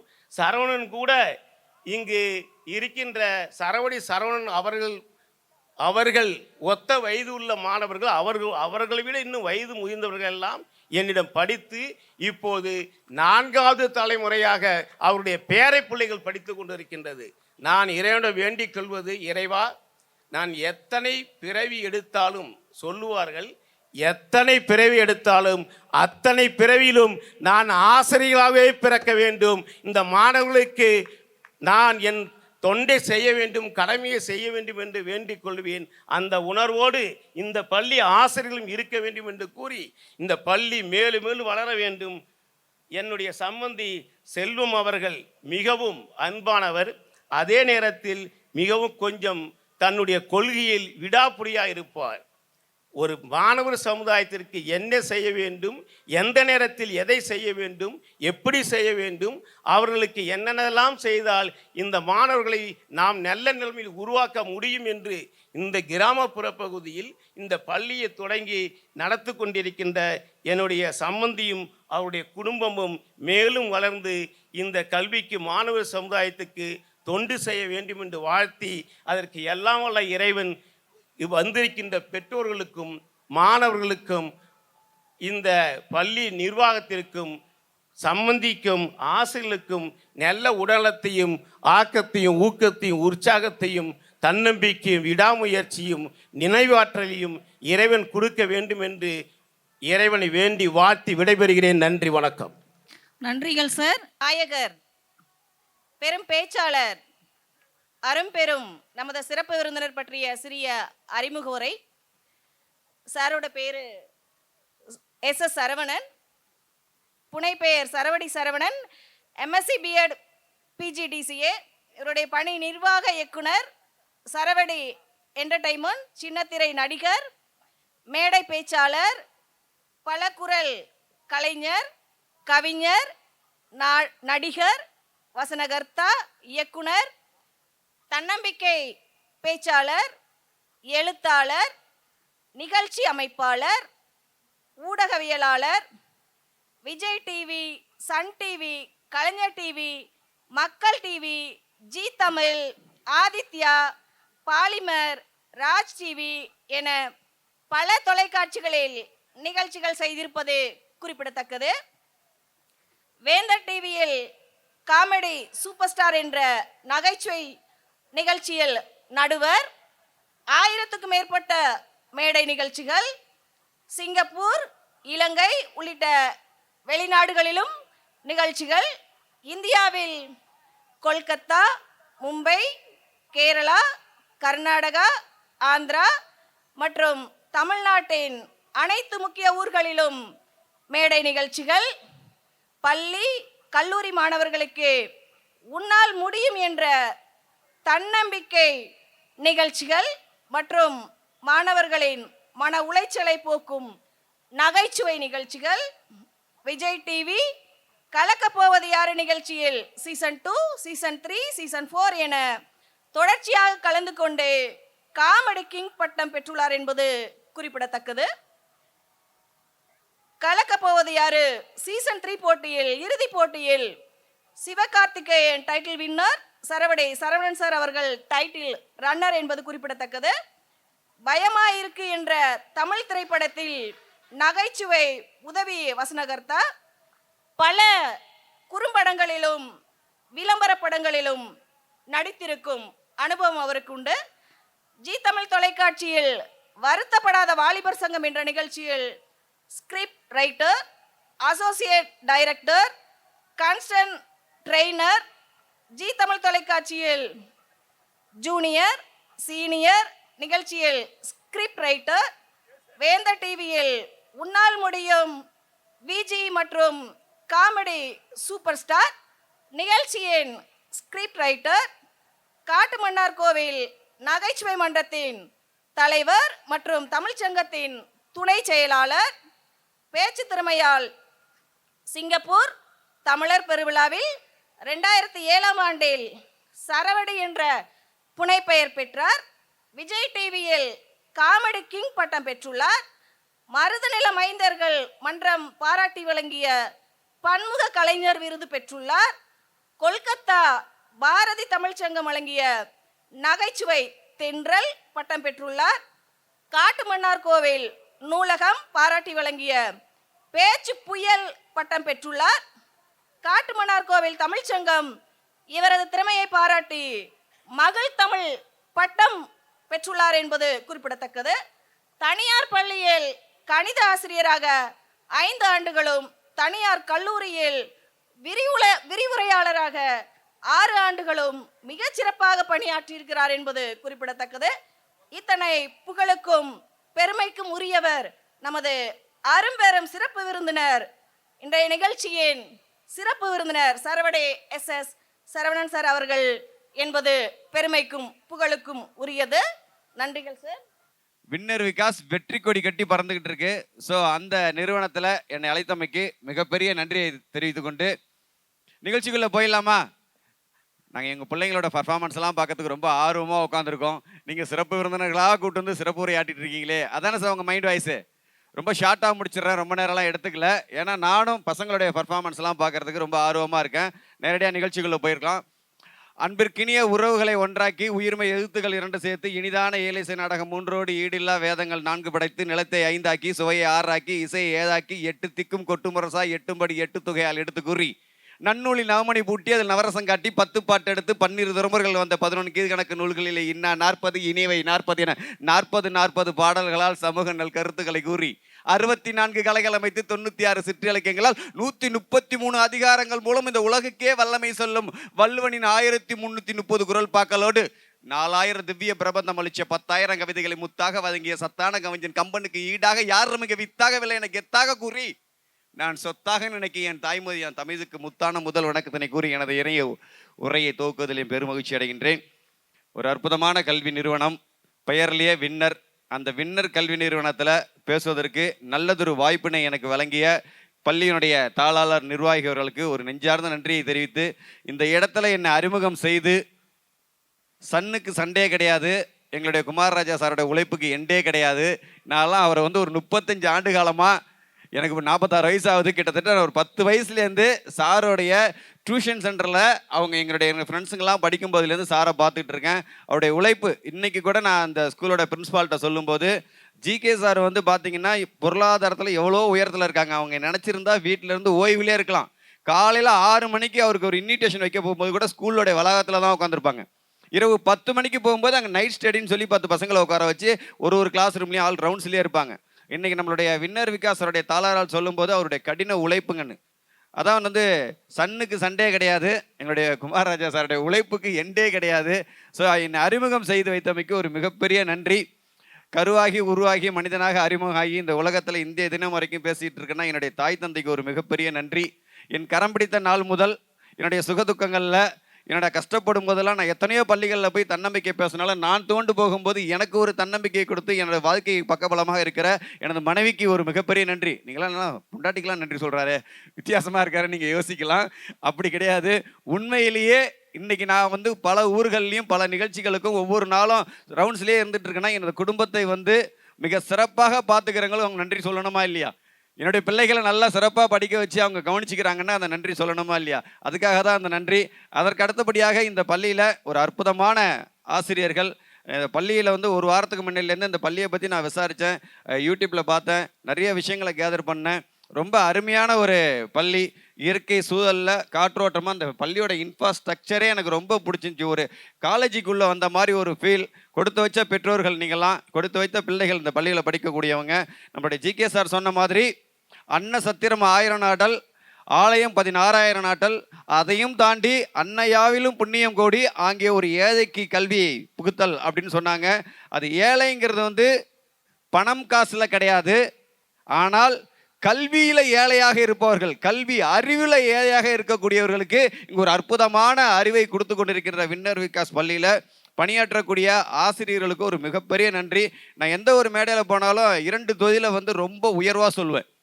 ஒன்று ஆசிரியர், இன்னொன்று மருத்துவர். ஏன்னா மருத்துவர் வந்து நம்மளை வந்து பிணமாகாமல் பார்த்துக்கொள்வார். ஒரு மருத்துவர் வந்து நம்ம மனுஷன் உசுரை காப்பாற்றிக்கிட்டே இருப்பார், நம்ம பிணமாக போகிறத தள்ளி கொண்டே இருப்பார். ஸோ மருத்துவர் வந்து மனிதனை பிணமாகாமல் பார்த்துக்கொள்வார். ஒரு ஆசிரியர் ஒரு மனிதனை நடைபிணமாகாமல் பார்த்துக்கொள்வார். பிணத்துக்கும் நடைபிணத்துக்கும் வித்தியாசம் இருக்குது. நடைபிணம்னா நம்முடைய அறிவு இல்லாமல் ஒருத்தவன் இருந்தான்னா அவன் நடைபிணமாக இருப்பான். ஸோ ஒரு ஆசிரியர் வந்து நடைபிணமாகாமல் பார்த்துக்கொள்வது ஒரு ஆசிரியர். அந்த ஆசிரியரை வந்து நம்ம அந்த சமுதாயத்தில் மதிக்கலன்னா கூட பரவாயில்ல சார், அவங்கள எப்படிலாம் கேவலப்படுத்துகிறாங்க பாருங்க. சமீபத்தில் ஒரு பாட்டு வந்துச்சு, வாத்தி கம்மிங் வாத்தி ரைடுன்னு ஒரு பாட்டு. மாஸ்டருங்கிற ஒரு திரைப்படம், அதை மாஸ்டர் ரைடுனே கூட வச்சிருக்கலாம். நம்ம மாஸ்டர்லாம் மேடைக்கு வரும்போது அந்த பாட்டை போட்டு சந்தோஷப்படுத்தலாம், நம்ம ஆசிரியர் வரும்போது அந்த பாட்டை போட்டு சந்தோஷப்படுத்தலாம். வாத்தி ரைடுன்னு இந்த காலத்தில் 2026 ஒரு செய்யக்கூடிய தொழிலை ஒருமையிலே சொல்ல விடும்னால் வாத்தியாருங்கிற ஆசிரியர் அதை இறுதி விகிதை போட்டு வாத்தியார்னு கூட சொல்லியிருக்கலாம். அதை ஒருமையில் வாத்தின்னு சொல்லி வேற எந்த தொழிலையாவது இந்த காலகட்டத்தில் சொல்லிட முடியுமா? நினைத்து பாருங்க. எந்த தொழிலையாவது யாராவது செய்யக்கூடிய ஒரு குல தொழிலை அதை ஒருமையில் சொல்ல முடியுமா இன்றைய காலகட்டத்தில்? ஆனால் இந்த காலகட்டத்தை தான் வாத்தியாரை வாத்தி ரைடுன்னு ஒரு பாட்டு வச்சிருக்கான். அது எவ்வளவு பெரிய ஒரு கேவலமான விஷயம். அதை இந்த சமுதாயத்தில் சில பள்ளிகளில் அந்த பாட்டையும் போட்டு வாத்தியார் வரும்போது வாத்தி ரைடுன்னு ஒருமையில் போட்டு சொல்கிறாங்க. அந்த ஆசிரியர்கள்லாம் போற்றப்பட வேண்டியவங்க. இப்போ சார் சொன்னாங்க ஒரு மெழுகுவத்தியும் தீப்பெட்டியும் சொல்லி சொன்னாங்க. நான் மரத்தை வச்சு சொல்கிறேன். மரத்தில் உள்ள காய்களும் கனிகளும் இலைகளும் மொட்டுகளும் கண்ணுக்கு தெரியும், கவர்ச்சிகரமாக தெரியும். ஆனால் அந்த மரத்தினுடைய வேர் வந்து யாரு கண்ணுக்கும் தெரியாது, ஏன்னா அது மண்ணுக்குள்ளே இருக்கும். அந்த வேர் தான் அஸ்திவாரம். அந்த அஸ்திவாரம் தான் நம்ம ஆசிரியர்கள். அந்த ஆசிரியர்களை நம்ம நிச்சயமாக போட்டுருணும். ஏன்னா நானும் ஒரு ஆசிரியர் டிபார்ட்மெண்ட்டுங்கிறதுனால அந்த உணர்வு எனக்கு எப்போவுமே இருந்துக்கிட்டே இருக்கும். இந்த உலகத்திலேயே பொறாமப்படாத ஒரு ஜீவராசி யார் தெரியுங்களா? ஒரு பெட்டி கடை, ஒரு மளிகை கடையில் பொட்டலம் அடித்து கொடுத்துட்டு இருப்பான். ஒரு 10 வருஷம் அந்த தொழில் செஞ்சுக்கிட்டே இருப்பான். 11 வருஷம் பார்த்தீங்கன்னா அந்த எந்த கடையில் பொட்டலம் அடித்தானோ அந்த கடைக்கு எதிர்த்தாப்புலேயே அவன் சூப்பர் மார்க்கெட் திறப்பான். ஏன்னா தொழிலை கற்றுப்பான். அப்போ இந்த மளிகை கடையில் சொல்லுவார், நம்மள்கிட்ட பொட்டலம் அடித்த பையன் எனக்கு ஆப்போனட்டாகவே சூப்பர் மார்க்கெட் ஆரம்பிச்சிருக்கான் அப்படின்னு சொல்லிட்டு ஒரு நிமிஷம் ஒரு மனசு அப்படி குறுகுறுங்கும். ஒரு தைய கடையில் பட்டன் தச்சிட்டு இருப்பான், காஜா அடிச்சிட்டு இருப்பான். 10 வருஷத்தில் அந்த தைய கடைக்கு எதிர்த்தாப்புல ஒரு கார்மெண்ட்ஸ் ஆரம்பிப்பான். அப்போ அந்த தையலர் நினைப்பார், நம்மள்கிட்ட பட்டன் தைச்சான், இன்னைக்கு சூப்பரான கார்மெண்ட் ஆரம்பிச்சிட்டானே அப்படின்னு ஒரு சின்ன பொறாமை இருக்கும் எந்த ஒரு தொழிலையும். ஆனால் அந்த ஆசிரியருங்கிற ஒரே ஒரு பணியில் மட்டும்தான் தன்ட்ட படித்தவன் டாக்டர் ஆனாலும் இன்ஜினியர் ஆனாலும் கலெக்டர் ஆனாலும் எந்த ஒரு இடத்துல போனாலும் ஒரு துளி கூட பொறாமப்பட மாட்டார், காலரை தூக்கி விட்டுப்பார். உண்மையாக இருந்தால் உங்கள் கரவொலி மூலமாக சொல்லலாம். அப்பேற்பட்ட ஆசிரியர்களுக்கு ஒரு வணக்கத்தை தெரிவித்து ரொம்ப மகிழ்ச்சியாக இருக்குது, சந்தோஷமாக இருக்குது. இதே நேரத்தில் பெற்றோர்களுக்கும் ஒரு மிகப்பெரிய நன்றியும் வணக்கத்தையும் நான் சொல்லிடுறேன். ஏன் அப்படின்னா இன்றைக்கி வந்து போகி பொங்கலுக்கு முக்கியத்துவம் கொடுக்காம எங்களுடைய பிள்ளைகளுக்கு முக்கியத்துவம் கொடுத்து இந்த இடத்துல வந்து உட்கார்ந்துருக்கீங்கன்னா அது ஒரு மிகப்பெரிய விஷயம். நான் கூட கேட்டேன் சார்கிட்ட, பிரின்ஸிபால் சார்கிட்ட கேட்டேன், சார் போகி பொங்கலுக்குமே நிகழ்ச்சி வச்சுருக்கீங்களே, எத்தனை பெற்றோர்கள் வருவாங்க, வீட்டில் ஒட்டர் அடிக்கணும்பாங்க, வீடை க்ளீன் பண்ணுவாங்க, பொங்கலுக்கு 1008 வேலைகள் இருக்குமே அப்படின்னு. நிச்சயமாக வருவாங்க சார். நான் உண்மையிலேயே மெய்மறந்துவிட்டேன் அந்த கூட்டத்தை பார்த்துட்டு. ஏன்னா உண்மையான சந்தோஷம் எதுனா உங்கள் பிள்ளைகளோட சந்தோஷம் தான். உங்களுக்கு சந்தோஷ பொங்கல்னு சொல்லி நம்ம வின்னர் விகாஸ் பள்ளிக்கூடத்துக்கு இன்றைக்கி வந்திருக்கீங்கன்னா அந்த பெற்றோர்களுக்கு மிகப்பெரிய நன்றி. அதையும் தாண்டி இன்னொரு விஷயத்துக்கு நான் நன்றி சொல்கிறேன். ஏன்னா பொங்கல் சிறப்பு நிகழ்ச்சிகள் ஓடிட்டு இருக்கும் டிவியில். அதை விட முக்கியமாக டெய்லி சீரியல் ஓடிட்டு இருக்கும். அதையும் விட்டுட்டு இங்கே வந்து உட்காந்துருக்கீங்கன்னா அது எவ்வளோ பெரிய விஷயம். உண்மையிலே வின்னர் விகாஸ் பள்ளியில் படிக்கக்கூடிய பெற்றோர்கள், பிள்ளைகளோட பெற்றோர்களுக்கு மிகப்பெரிய நன்றிகள். எனக்கு ரொம்ப சந்தோஷம். என்னை பற்றி மேடம் வந்து அறிமுகம் கொடுத்தாங்க, ரொம்ப நேரம் கொடுத்தாங்க. அந்த 10 நிமிஷம் கிடச்சிருந்தா இன்னொரு எக்ஸ்ட்ரா பேசியிருப்பேன். சரவடின்னு சொல்லி டைட்டில் கொடுத்துருப்பாங்க, இன்விடேஷனில் பார்த்துருப்பீங்க, பேனர்லாம் கூட வச்சுருக்கிறாங்க. எல்லாம் பசங்கள்லாம் யோசிச்சிருப்பாங்க, என்னடா பொங்கலுக்கு சரவடியை கூப்பிட்டு வந்திருக்காங்களே, தீபாவளிக்கு வந்திருந்தாலும் ஒரு பொருத்தமாக இருக்குமே, ஒரு வெடிகடை வச்சிருக்காரு போல அப்படின்னு நினச்சி. எத்தனை பேருக்கு வெடிகடை வச்சிருப்பான்னு நினச்சிருப்பீங்க? சும்மா கை தூக்குங்க. சரவடி சரவணனே ஏகப்படி. ஏன்னா ஏற்கனவே ஒரு ஸ்கூலுக்கு கூட்டு போயிருந்தேன். அதில் உள்ள வாத்தியாருங்கள்லேருந்து ஸ்டாஃபுங்கள்லேருந்து ஸ்டூடெண்ட்ஸ் வரைக்கும் என்ன நினச்சிட்டாங்கன்னா, சரவடி சரவணனா ஏதோ வெடிகடை வச்சிருக்காரு போல, வந்தால் அவர்கிட்ட ஏதாவது ஆஃபரில் வாங்கிக்கலான்னு. இந்த சரவடிங்கிறது வந்து சிங்கப்பூர் தமிழர் பெருவிழாவில் 2007ஆம் ஆண்டு இந்த பேசின டயலாக்காக கொடுத்தது. எனக்கு கூட ஆரம்பத்தில் என்னடா சரவடி சங்கு சக்கரனும் பட்டாசுன்னு புசுவானான்னு பேர் இருக்குன்னு லோக்கலாக இருக்கிறதா ஃபீல் பண்ணேன். இப்போ அதுவே எனக்கு ஒரு மிகப்பெரிய கிரெடிட் ஆகிடுச்சு. சிவகாசி எதுக்கு சார் ஃபேமஸ்ஸு? சும்மா சொல்லலாம், சிவகாசி எதுக்கு சார் ஃபேமஸ்ஸு? பட்டாசு மேனுஃபேக்சரிங் பண்ணுற இடம். நம்ம பேர் சரவடி. சிவகாசிக்கு ஒரு நிகழ்ச்சிக்கு போயிருந்தேன். சரி, நம்மளை சிவகாசி கூப்பிட்டுருக்காங்களே, சாலை பொருத்தமாக இருக்கும், பட்டாசு தயாரிக்கிற இடம், நம்மளும் போய் பேசுவோன்ட்டு அங்கே போனேன். அங்கே போய் கூட ஒரு 60 நிமிஷம் பேசினேன், 1 மணி நேரம். பேச போகும்போது ஏகப்பட்ட பேனர், விஜய் டிவி கலக்க போவதே காமெடிக்கு சரவடி சரவணனே வருக வருகன்னு சொல்லிட்டு பயங்கர பில்டப்லாம் கொடுத்துருந்தாங்க. நிகழ்ச்சி பேசிகிட்டு இருக்கும்போதே ஒரு அமைப்பாளர் வந்தார். எங்கள் அன்பான அதைப்பனை ஏற்றுங்க வந்து பேசி கொண்டிருக்கும் சரவடி சரவணனை பாராட்டி எங்களது பட்டாசு தொழிற்சாலை சங்கத்தின் சார்பாக இந்த பட்டாசு மாலையை வரும்னு சொல்லி பட்டாசுல மலைஞ்சு போட்டாங்க. இங்கே எப்படி பொக்கே கொடுத்தாங்க, சால்வா போட்டாங்க. ஏன்னா சிவகாசி இல்லையா, பட்டாசு ஃபேமஸ்ஸு. அந்த பட்டாசு மாலையை கழுத்தில் போட்டு இன்னொரு 10 நிமிஷம் பேசினேன். இன்னொரு அமைப்பாளர் வந்தார். எங்கள் அன்பான அழைப்பினை ஏற்றுங்க பேசி கொண்டிருக்கும் சரவடி சரவணனை பாராட்டி எங்கள் தீப்பெட்டி தொழிற்சாலை சங்கத்தின் சார்பாக இந்த பட்டாசு மாலையை 10 வைக்கிறேன் 10 வச்சுட்டு போட்டார். ஏன்னா மேடையில் நாங்கள் படுற அவஸ்தைகள் எங்களுக்கு தான் தெரியும். உண்மையிலேயே மைக் கிடச்சா மணிக்கணக்காக பேசுவாங்க சில பேர். நம்ம கொஞ்சம் ஸ்பீடாக பேசுவோம், ரத்தன சுருக்கமாக பேசுவோம், ஷார்ட்டாக பேசிடுவோம்.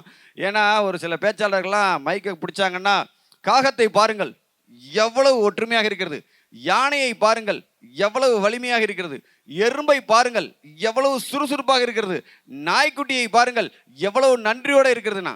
கூட்டத்தில் ஒரு ஸ்டூடெண்ட் சொன்னா பார்த்துட்டு, முதல்ல கடிகாரத்தை பாரியா, எம்மா நேரம் நீ பேசுவ, மணிக்கணக்காக பேசிட்டு எங்களை போட்டு அருன்னு இருக்கிற.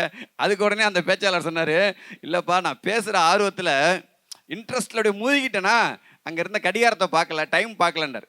அதுக்கு உடனே இன்னொரு பையன் சொன்னான், நீங்கள் கடிகாரத்தை தான் பார்க்கல, அங்கே அவ்வளோ பெரிய கேலண்டர் இருந்துச்சுல்ல, அந்த கேலண்டரில் 2 நாள் தேதி கிழிச்சிருக்காங்க, அதை கூடவா பார்க்கல.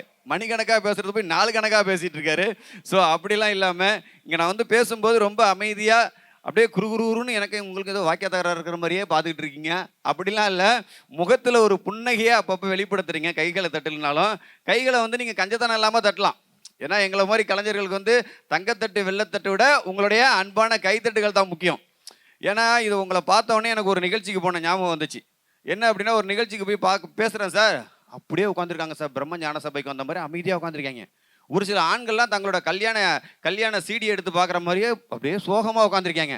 எனக்கு எப்படா இவங்கள்ட்ட பேசுறது, சரி ஒரு 1/2 மணி நேரம் பேசணுமே, கொஞ்சம் சிரிக்க வச்சுட்டு பேசுவோமே அப்படின்னு சொல்லி சிரிக்க வைக்கிறேன். அப்படியே உட்காந்துருக்கீங்க. 2-3 மிமிக்ரி பண்ணுறேன், அப்படியே உட்காந்துருக்காங்க. என்னடா அது பண்ணலாம் அப்படின்னு சொல்லிட்டு பேசிக்கிட்டே இருக்கேன். கிட்டத்தட்ட ஒரு 500 பேர் உட்காந்துருக்கிற மீட்டிங்கில் யாருமே ரசிக்கலை, அப்படியே உட்காந்துருக்கீங்க. ஒரு ஆள் மட்டும் தான் நம்மளை பார்த்து அக்கன்னாரு. அடேங்கப்பா, நம்மளை பார்த்து ஒருத்தர் அக்கன்னா நம்ம கிராமத்தில் வந்து அல்டிமேட்டுன்னு அர்த்தம். நம்ம பெரியவங்களாம் சொல்லுவாங்க, அட அக்கண்ணா சூப்பர் அப்படிம்பாங்க. ஸோ அக்கை போட்டோன்னே எனக்கு பயங்கர சந்தோஷம். நம்மளுக்கு ஒரு ஆள் அக்கை போட்டாருன்னு சொல்லிட்டு அவரை மட்டுமே ஃபோக்கஸ் பண்ணி ஒரு 10 நிமிஷம் பேசினேன். மறுபடியும் அக்கன்னாரு, எனக்கு செல்ஃப் எடுத்துருச்சு, இது போதுண்டா அப்படின்னு சொல்லிட்டு மறுபடியும் அவரை பார்த்தே பேசினேன். இன்னொரு 10 நிமிஷம் பேசினேன், அக்கன்னாரு. இப்படியே 1 மணி நேரம் பேசிட்டா மனுஷன் 5 நிமிஷத்துக்கு ஒரு தடவை அக்கை போட்டுக்கிட்டே இருந்தார். பேசி முடிச்சோன்னு இந்த நிகழ்ச்சி அமைப்பாளர் வந்து சால்வை போட வந்தாங்க. நான் சொன்னேன், சார் இந்த சால்வை எனக்கு வேண்டாம், எனக்காக ஒரு ஜீவராசி அக்கை போட்டார் பாருங்க, அவருக்கு போடுவோம் அந்த சால்வைன்னு சொல்லிட்டு அந்த சால்வையை கொண்டு போய் அவருக்கு போட்டோம். அவர் அப்பயும் அக்கன்னாரு. ஏடா சால்வை போடும்போது அக்கங்கிறாருன்னு சொல்லிட்டு அப்போ தான் பக்கத்தில் ஒரு சொல்கிறாரு, அவருக்கு நரம்பு தளர்ச்சியாம். 5 நிமிஷத்துக்கு ஒரு தடவை அக்க, இங்கே யாரும் அக்கங்கிற மாதிரி இருக்கு. அப்படிலாம் இல்லை. ஓகே, ரொம்ப சந்தோஷம், மகிழ்ச்சி. ஸோ அப்பப்போ ஒரு புன்னகையை நீங்கள் கொடுத்துக்கிட்டே இருங்க. எந்த ஒரு நிகழ்ச்சியுமே நான் அந்த ஃபஸ்ட்லலாம் பேச மாட்டேன் சார், அதுலேயும் நான் அனுபவப்பட்டிருக்கேன். ஏன் அப்படின்னா, ஒரு சிறப்பு நிகழ்ச்சிக்கு என்னை கூப்பிட்டுருந்தாங்க, அரசியல்வாதி வரக்கூடிய, எம்எல்ஏ சட்டமன்ற உறுப்பினர் வரக்கூடிய ஒரு நிகழ்ச்சி. உங்களை மாதிரி ஒரு 500 பேர், அதில் பயனாளர்கள், உங்களை மாதிரினா பார்வையாளர்களாக வந்தவங்களாம் பயனாளர்கள். அந்த சட்டமன்ற உறுப்பினர் வர்றதுக்கு கொஞ்சம் லேட் ஆகுது. அந்த பயனாளருக்கு நலத்திட்ட உதவி வாங்கணும், அந்த சட்டமன்ற உறுப்பினர் வர்றதுக்கு லேட் ஆகுது. என்ன கூப்பிட்டு, சரவடி நீங்கள் பேசுங்க, ஒரு 1/2 மணி நேரம் வர்ற வரைக்கும். நாங்கள் சரி இதான் சாக்குன்னு சொல்லி ஒரு 1/2 மணி நேரம் பேசினேன். சட்டமன்ற உறுப்பினர் வரதுக்கு இன்னொரு 1/2 மணி நேரம் லேட் ஆகுது. உடனே 1 மணி நேரமாக மாற்றி பேசுகிறேன். எனக்கு ஒரு பயங்கர சந்தோஷம். மைக்கை கொடுத்து 1 மணி நேரம் பேச விட்டாங்களான்னு. பேசி முடிச்சோன்னே படப்படன்னு வெடி வெடிச்சுது. சட்டமன்ற உறுப்பினர் வராரு. என்னடா இங்கே ஒரு சர வெடி வெடிக்கிறேன், அங்கே ஒரு வெடி வெடிக்குதுன்னு சொல்லிட்டு பேச்சை நிறுத்திட்டேன். சட்டமன்ற உறுப்பினர் வந்தோன்னே அந்த நிகழ்ச்சி தொகுப்பாளர் சொல்கிறாரு, இங்கே வருகை புரிந்த சட்டமன்றவர்களை வருக வரவேற்கின்றோம். பயனாளர்கள் 350 நபர்களுக்கு இப்போது காது கேட்காத மிஷினை வழங்குவார். செவுட்டு மிஷினை வழங்குவாங்களா? அப்போ என்னை 1 மணி நேரம் கூப்பிட்டு பேச விட்டீங்க. யாருமே இல்லாத கடையில் டிஆர்டி பார்த்துருக்கோம். காதே கேட்காத ஆளை விட்டு 1 மணி நேரம் பேச விட்டுருக்காங்களேன்னு சொல்லிட்டு அவ்வளோ சிரமங்கள்லாம் பட்டு அப்படிலாம் பேசியிருக்கோம். ஸோ அந்த மாதிரிலாம் இல்லாமல் இந்த நிகழ்ச்சிக்கு வந்திருக்கக்கூடிய அத்தனை பெற்றோர்களுக்கும் மாணவர்களுக்கும் ஆசிரியர்களுக்கும் ஒரு மிகப்பெரிய நன்றியை தெரிவிச்சு நிகழ்ச்சிக்குள்ளே போயிடலாமா? இப்போதான் நிகழ்ச்சிக்கு போகிறீங்கிறீங்களா சார்? இது வந்து ஒரு கேம் ஆடும்போது ஒரு வார்ம் அப் பண்ணுவோம்ல, ஒரு ட்ரையல் கொடுப்போம்ல, ஒரு டீசர் கொடுப்போம்ல, அந்த மாதிரி நீங்கள் நல்ல கைதட்டல் கொடுத்தீங்கன்னா நிகழ்ச்சிக்குள்ளே போயிடலாம். வெரி குட்டுங்க, அவ்வளோதாங்க. நிகழ்ச்சிக்கு போயிடலாமா? வாழ்ந்திருந்த காலங்கள், தாழ்ந்திருந்த சோகங்கள், தலைந்திருந்த தேசத்தின் தவங்கள், இவைகளெல்லாம் முடிந்து சுதந்திரமாக மூச்சு விட முடிந்த தங்கள் நிமிடத்தை தரிசித்தாரை நூற்றாண்டுகள் மேலாகிவிட்டது. இத்தனை ஆண்டுகளிலே நாம் செய்த சாதனைகள் என்னவென்று சோதனைகள் செய்து பார்த்தால் வெறும் வேதனைகள் மட்டும்தான் மிஞ்சும் என்று யாரும் இங்கே போதனைகள் சொல்ல வேண்டாம். ஏனென்றால் நாம் கண்ட கனவுகளை கற்பனையாக்காமல், கற்பனைகளை கனவுகளாக்காமல், கனவுகளையும் கற்பனைகளையும் கலைந்து போக நினைவுகளாக்கி நினைவுகளை நிஜமாக்கிட சரவடி சரவணன் சார்பாக நெஞ்சார்ந்த வாழ்த்துக்களை தெரிவித்துக் கொண்டு ஒரு அற்புதமான நிகழ்ச்சி. இப்போதான் நிகழ்ச்சிக்குள்ளேயே போகிறோம். நான் வந்து இந்த வின்னர் விகாஸ் ஸ்கூலில் நம்ம ஜிகே சாரோட ரெக்கமெண்டில் இதை வந்து முதல் டைம் பேச வந்திருக்கேன். நான் பேசுகிற ஒரு 15 மினிட்ஸ் தான் பேச போகிறேன். ஷார்ட்டாக முடிச்சிடுறேன். ஒரு 6 வார்த்தையை மட்டும் சொல்லிடுறேன். அந்த 6 வார்த்தை நிச்சயமாக மாணவர்களுக்கும் ஆசிரியர்களுக்கும் பெற்றோர்களுக்கும் கண்டிப்பாக உதவி ஆகுமா அப்படிங்கிறத நிகழ்ச்சி முடிச்சதுக்கப்புறம் நீங்களே சொல்லலாம். ஸோ என்ன 6 வார்த்தை பேச போகிறோம் அப்படின்னா, ஃபஸ்ட்டு உண்மை. என்ன சார்? உண்மை. இது வந்து நான் இப்போ பேச போகிறது மாணவர்களுக்கும் பொருந்தும், ஆசிரியர்களுக்கும் பொருந்தும், பெற்றோர்களுக்கும் பொருந்தும். ரொம்ப ஸ்பீடாக போயிடுறேன், ஷார்ட்டாக முடிச்சிடுறேன். உண்மையாக இருக்கணும் சார். எந்த ஒரு விஷயத்துலையுமே உண்மை தான் என்றைக்குமே வெல்லும். ஆனால் இந்த உலகம் நம்மளை என்ன சொல்லியிருக்கு அப்படின்னா, உண்மையாக இருக்கிறவனுக்கு காலம் கிடையாது அப்படின்னு காலங்காலமாக சொல்லிக்கிட்டு இருக்கு. அப்படிலாம் கிடையாது. எந்த ஒரு விஷயத்தில் நம்ம உண்மையாக இருக்கிறோமோ நிச்சயமாக அதில் ஜெயிப்போம். ஒரு நட்பாக பழகுனா கூட உண்மையாக பழகணுங்க. நட்பில் எவ்வளவு போலி. நட்புன்னா எப்படி சார் இருக்கணும்? யாராவது சொல்லலாம். நட்புன்னா எப்படி இருக்கணும்? சும்மா சொல்லலாம், அங்கேருந்து என் காதில் விதம் சொல்லலாம். கர்ணன் மாதிரி, விரலும் நகமும் மாதிரி நிறைய கேள்விப்பட்டிருப்போம். நான் ஒன்று சொல்லட்டுங்களா? நட்புன்னா எப்படி இருக்கணும்னா, கண்ணும் கையும் மாதிரி இருக்கணும். எப்படி சார் இருக்கணும்? கண்ணும் கையும் மாதிரி. யாருக்காவது தெரியுமா ஏன்னு? கையில் அடிபட்டுட்டா கண்ணு கலங்கும்.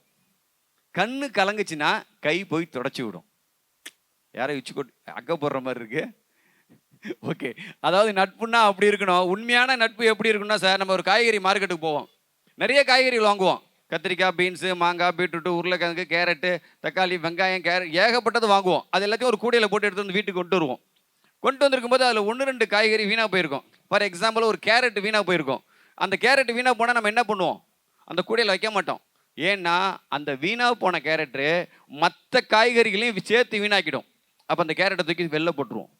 அப்போது கேரட்டு சரியில்லைன்னா கூடையில் வைக்க மாட்டோம். ஒருத்தன் கேரக்டர் சரியில்லைன்னா நம்ம கூடவே வைக்கக்கூடாது. எப்படிங்க? கேரட்டு சரியில்லைன்னா கூடையில் வைக்காத. ஒருத்தன் கேரக்டர் சரியில்லைன்னா கூடவே வைக்காத, தூக்கி போட்டுடணும். அப்போ உண்மையான நட்பு யார் இருக்காங்களோ அவங்க கூட தான் நம்ம பழகணும். உண்மைங்கிறது நட்புக்கு மட்டும் இல்லைங்க, லவ்வுக்கும் சொல்லலாம், காதலுக்கும் சொல்லலாம். நீங்கள் உடனே லவ்வுன்னு சினிமாவில் காட்டுற லவ் கிடையாது. காதல், அன்பு, நேசம், பாசம் நம்ம அப்பா அம்மா மேலே வைக்கிறது தான் லவ். நம்ம படிக்கக்கூடிய புத்தகம் மேலே வைக்கிறது தான் லவ். இந்த சினிமாவில் காட்டுற லவ் கிடையாது, டிவியில் காட்டுற லவ் கிடையாது. அந்த லவ் என்ன தெரியுங்களா? அதையும் நான் சொல்லிடுறேன். அது LOVE லவ், சினிமா லவ். எல்லுன்னா லோன்னு அலையணும், ஓன்னா ஓவராக சீன் போடணும், வீணா வீட்டுக்கு தெரியாத மெயின்டைன் பண்ணணும், ஈன்னா இழுத்துக்கிட்டு ஓடணும். இந்த தலைவலிலாம் தேவையா? அந்த லவ் கிடையாது. இது நீ ஆசிரியரை நேசி, உங்கள் அம்மா அப்பாவை நேசி, நீ படிக்கக்கூடிய புத்தகத்தை நேசி. அந்த லவ் அது உண்மையாக இருக்கணும். உண்மையாக நீ வந்து உன்னுடைய புத்தகத்தை நேசிச்சின்னா உனக்கான அடுத்த இலக்கை நோக்கி நீ போகலாம். உண்மையாக உங்கள் அப்பா அம்மாவை நேசிக்கணும். அப்போ முதல்ல நம்ம சொல்லக்கூடிய வார்த்தை உண்மை. உண்மையாக இருக்கலாமா சார்? நம்ம பிள்ளைகள்கிட்ட நம்ம முதல்ல உண்மையாக இருக்கணும். நம்ம ஆசிரியர்கள்ட்ட, நம்ம மாணவர்கள் உண்மையாக இருக்கணும். நம்ம பிள்ளைகள் வந்து அப்பா அம்மாட்ட உண்மையாக இருக்கணும். ஸோ உண்மைங்கிறது ரொம்ப முக்கியமான வார்த்தை. அடுத்தது தன்னம்பிக்கை. தன்னம்பிக்கை வந்து மனுஷனுடைய யானைக்கு எப்படி தும்பிக்கை முக்கியமோ அதை விட மனுஷனுக்கு தன்னம்பிக்கை முக்கியம்னு எல்லாருமே சொல்லுவாங்க. அந்த தன்னம்பிக்கை வந்து நிச்சயமாக எல்லாருக்கும் இருக்கணும். அதை ஒரே ஒரு என்னோடய சோஷியல் மீடியாவில் நான் அதை அடிக்கடி பதிவிட்டிருப்பேன். அதை ஒரே ஒரு தக்காளி கதையோட உங்கள்கிட்ட சொல்கிறேன் பாருங்கள். ஏன்னா அது மாணவர்களுக்கு வந்து ரொம்ப பயனுள்ளதாக இருக்கும். வாழ்க்கையில் வந்து தன்னம்பிக்கை, இப்போ சார் சொன்னபோது இந்த கொரோனா பீரியடில் வந்து நம்ம யாருமே வந்து நினச்சி பார்த்துருக்க மாட்டோம். மீண்டு வருவோமா, இதுலேருந்து நம்ம மீள முடியுமா அப்படின்னு இந்த உலகமே தவிச்சுது. ஆனால் மனுஷனுக்கு ஒரு தன்னம்பிக்கை இருந்ததுனால தான் அதுலேருந்து மீண்டு வர முடிஞ்சுது. அதை ஒரே ஒரு விஷயத்தில் உங்களுக்கு சொல்கிறேன். ஒரு சாதாரண தக்காளி பழத்துக்கு எவ்வளோ தன்னம்பிக்கை இருக்குன்னு, சனிக்கிழமை சந்தையிலே சத்தமாக கூவி விற்ற மலிவு விலை தக்காளியை மகிழ்வோடு வாங்கி வந்து மறுநாள் பார்க்கையிலே, எப்படிங்க, சனிக்கிழமை சந்தையிலே சத்தமாக கூவி விற்ற மலிவு விலை தக்காளியை மகிழ்வோடு வாங்கி வந்து மறுநாள் பார்க்கையிலே, வாங்கி வந்த தக்காளியில் 1-2 அழுகி போக இது தேவையில்லை என்று தூக்கி தோட்டத்திலே எறிந்தேன். 10 நாட்களுக்கு பிறகு தற்செயலாக அந்த பக்கம் போகையிலே பச்சை பசேலென முளைத்த குருத்து கண்ணில் உறுத்த, இது எங்க பெரிதாக துளிர்த்து விட போகின்றது என சலிர்த்து கொண்டே நகர்ந்து விட்டேன்.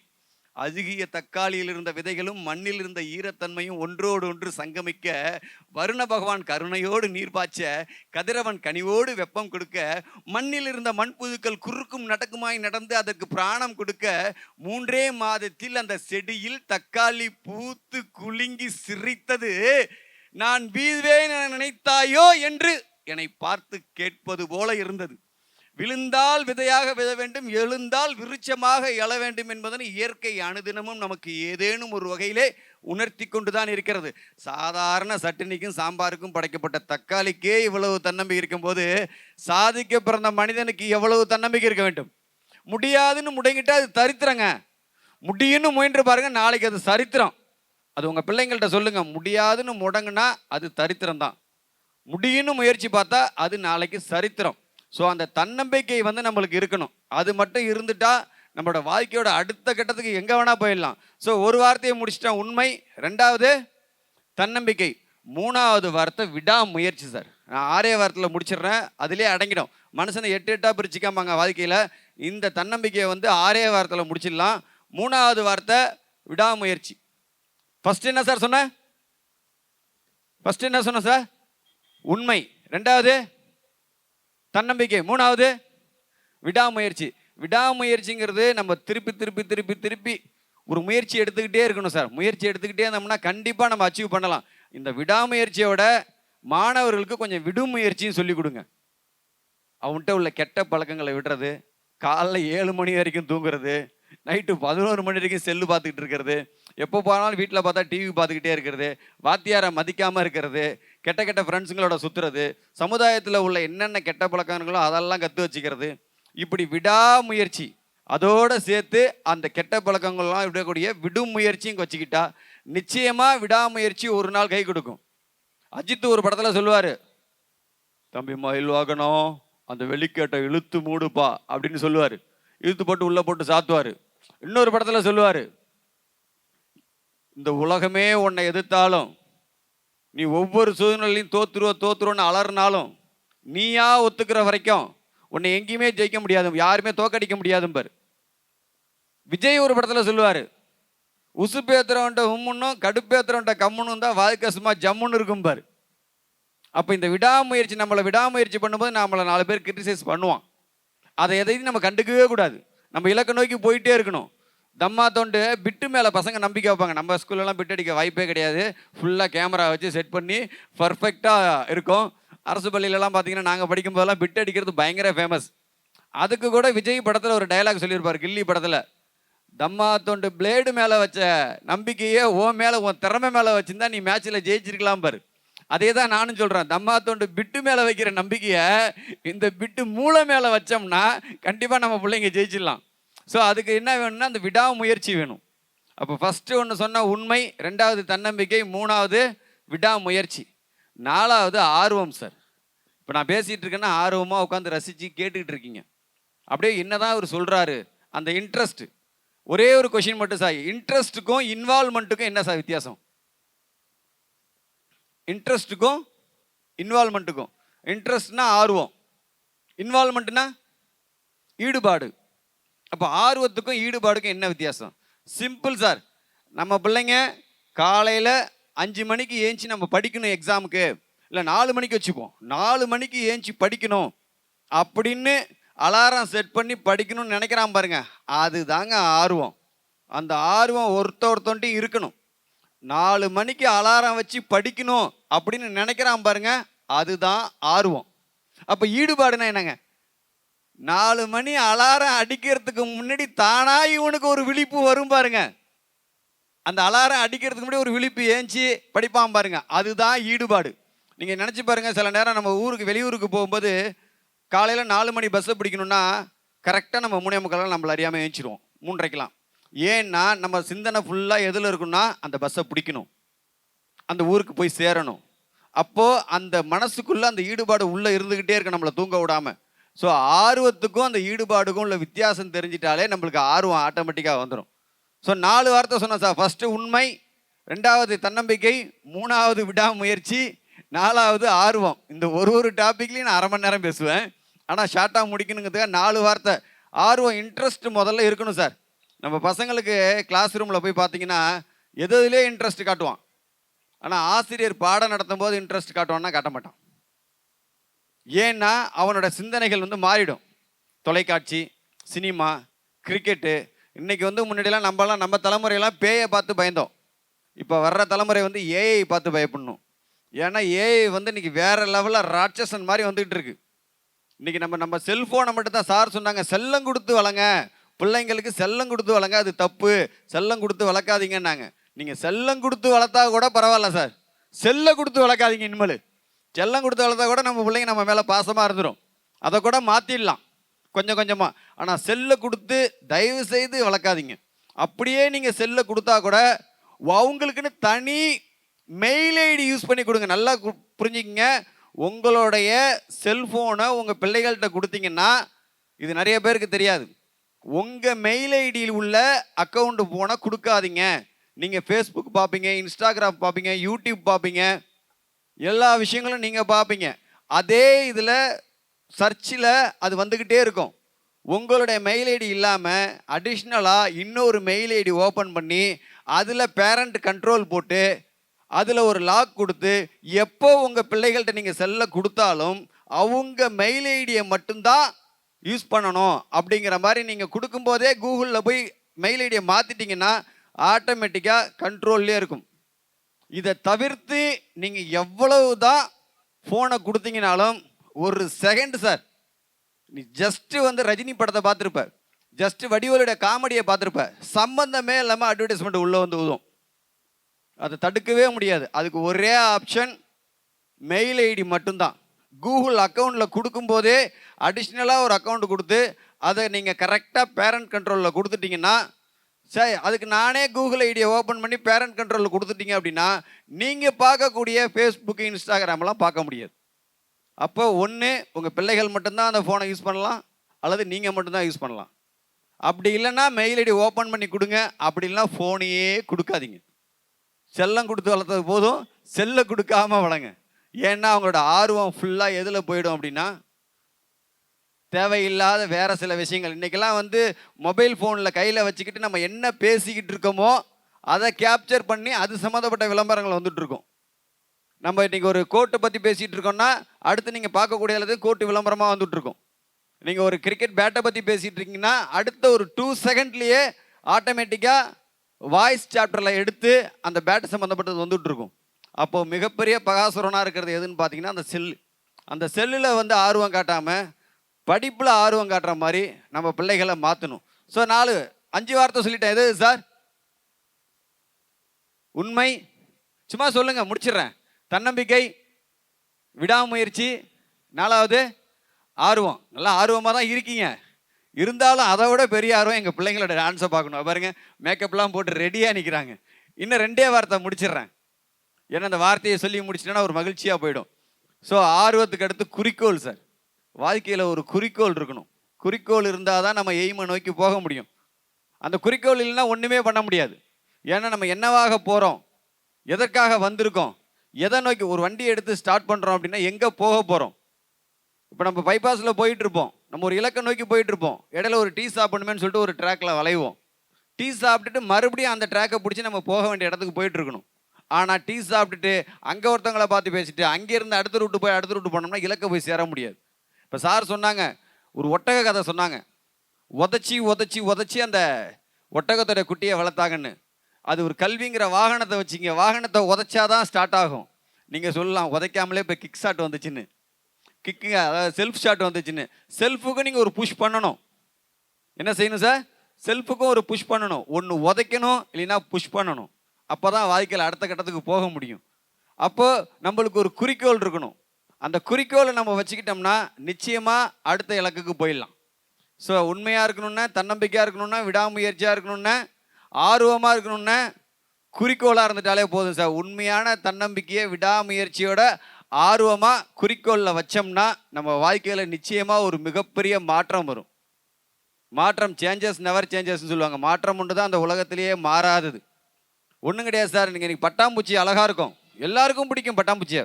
அதோட சின்ன வயசில் பாருங்கள், கூட்டுப்புழு மாதிரி இருக்கும், கம்பளி புழு மாதிரி இருக்கும். அதுதான் மாற்றம், அதுதான் வளர்ச்சிதை மாற்றம். அவங்க நடத்தக்கூடிய பள்ளிக்கூடத்தில் ஆசிரியர்கள் பெற்றோர்கள் சொல்லக்கூடிய கருத்துக்களை கேட்டு ஒரு அடமண்டா இருக்கிற ஒரு மாணவன் எப்படி அடுத்த கட்டத்துக்கு மாறுறானோ அவன் பட்டாம்பூச்சி மாதிரி ஜொலிப்பான்.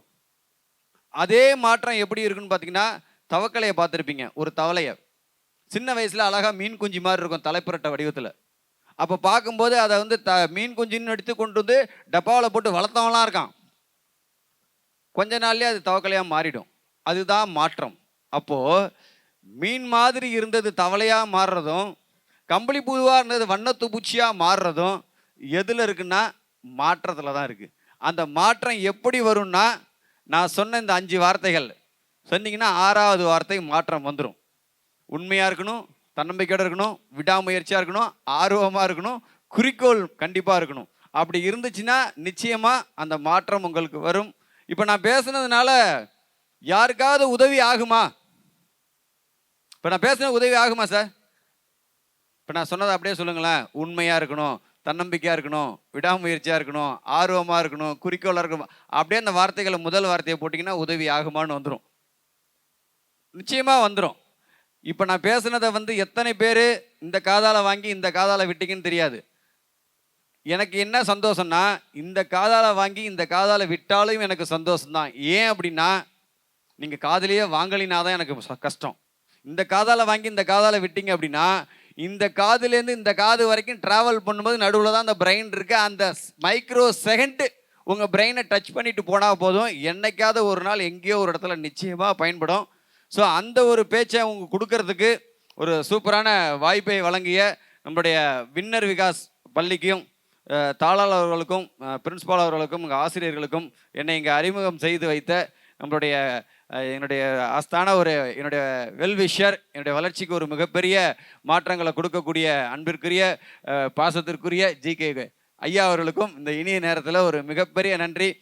நிறைய பேசணுன்ட்டு தான் வந்தேன். எனக்கு என்ன அப்படின்னா, நிறைய மாணவர்கள்லாம் ரெடி ஆகிட்டே இருக்கிறாங்க. அதனால் நீங்களும் உங்களுடைய பிள்ளைகளை வந்து இந்த பொங்கல் திருநாளில் அவங்களுடைய ஆண்டு விழாவில் ரசிக்கணும், கொண்டாடணும்னு வந்திருக்கீங்க. உங்களோட சேர்ந்து நானும் இந்த மாணவர்களுடைய கொண்டாட்டத்தை பார்க்க ஆர்வமாக இருக்குன்னு சொல்லி ஒரு அற்புதமான தருணத்தில் நம்ம பள்ளி வந்து இன்னும் பல சாதனைகளை புரியணும்.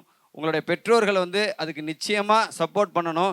ஏன் அப்படின்னா, இன்னைக்கு வந்து கல்வி நிலையங்கள்லாம் வந்து போட்டி போட்டுக்கிட்டு வேறு லெவலில் போயிட்டுருக்குறாங்க.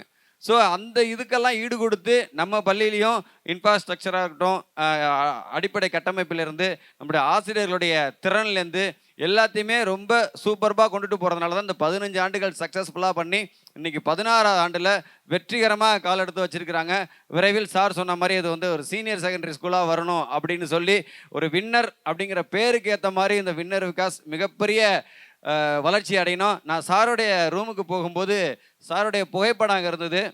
பக்கத்தில் அன்பே சிவம் அப்படின்னு போட்டிருந்துச்சு.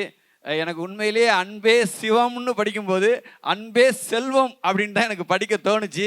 ஏன்னா சார் அவங்கள பற்றி சொல்லும்போது ரொம்ப அமைதியானவங்க, ஒரு தாளாளருங்கிற தலைக்கணம் இல்லாமல் எளிமையின் இலக்கணமாக இருக்கக்கூடிய ஒரு அற்புதமான நபரை இன்றைக்கி சந்தித்து பேசுறது முக்கிய மகிழ்ச்சி. நல்லதொரு வாய்ப்பினை வழங்கிய அனைத்து நல்ல உள்ளங்களுக்கும் நட்பு பாராட்டி சிகரமெட்ட சிந்தனை உயர சாதனை புரிய சரித்திரம் படைக்க சரவடி சரவணன் சார்பாக நெஞ்சார்ந்த நன்றிகளை தெரிவித்து சிரிப்போம் சிந்திப்போம், வாய்ப்பு கிடைத்தால் மீண்டும் சந்திப்போம். நன்றி உறவுகளே, நன்றி.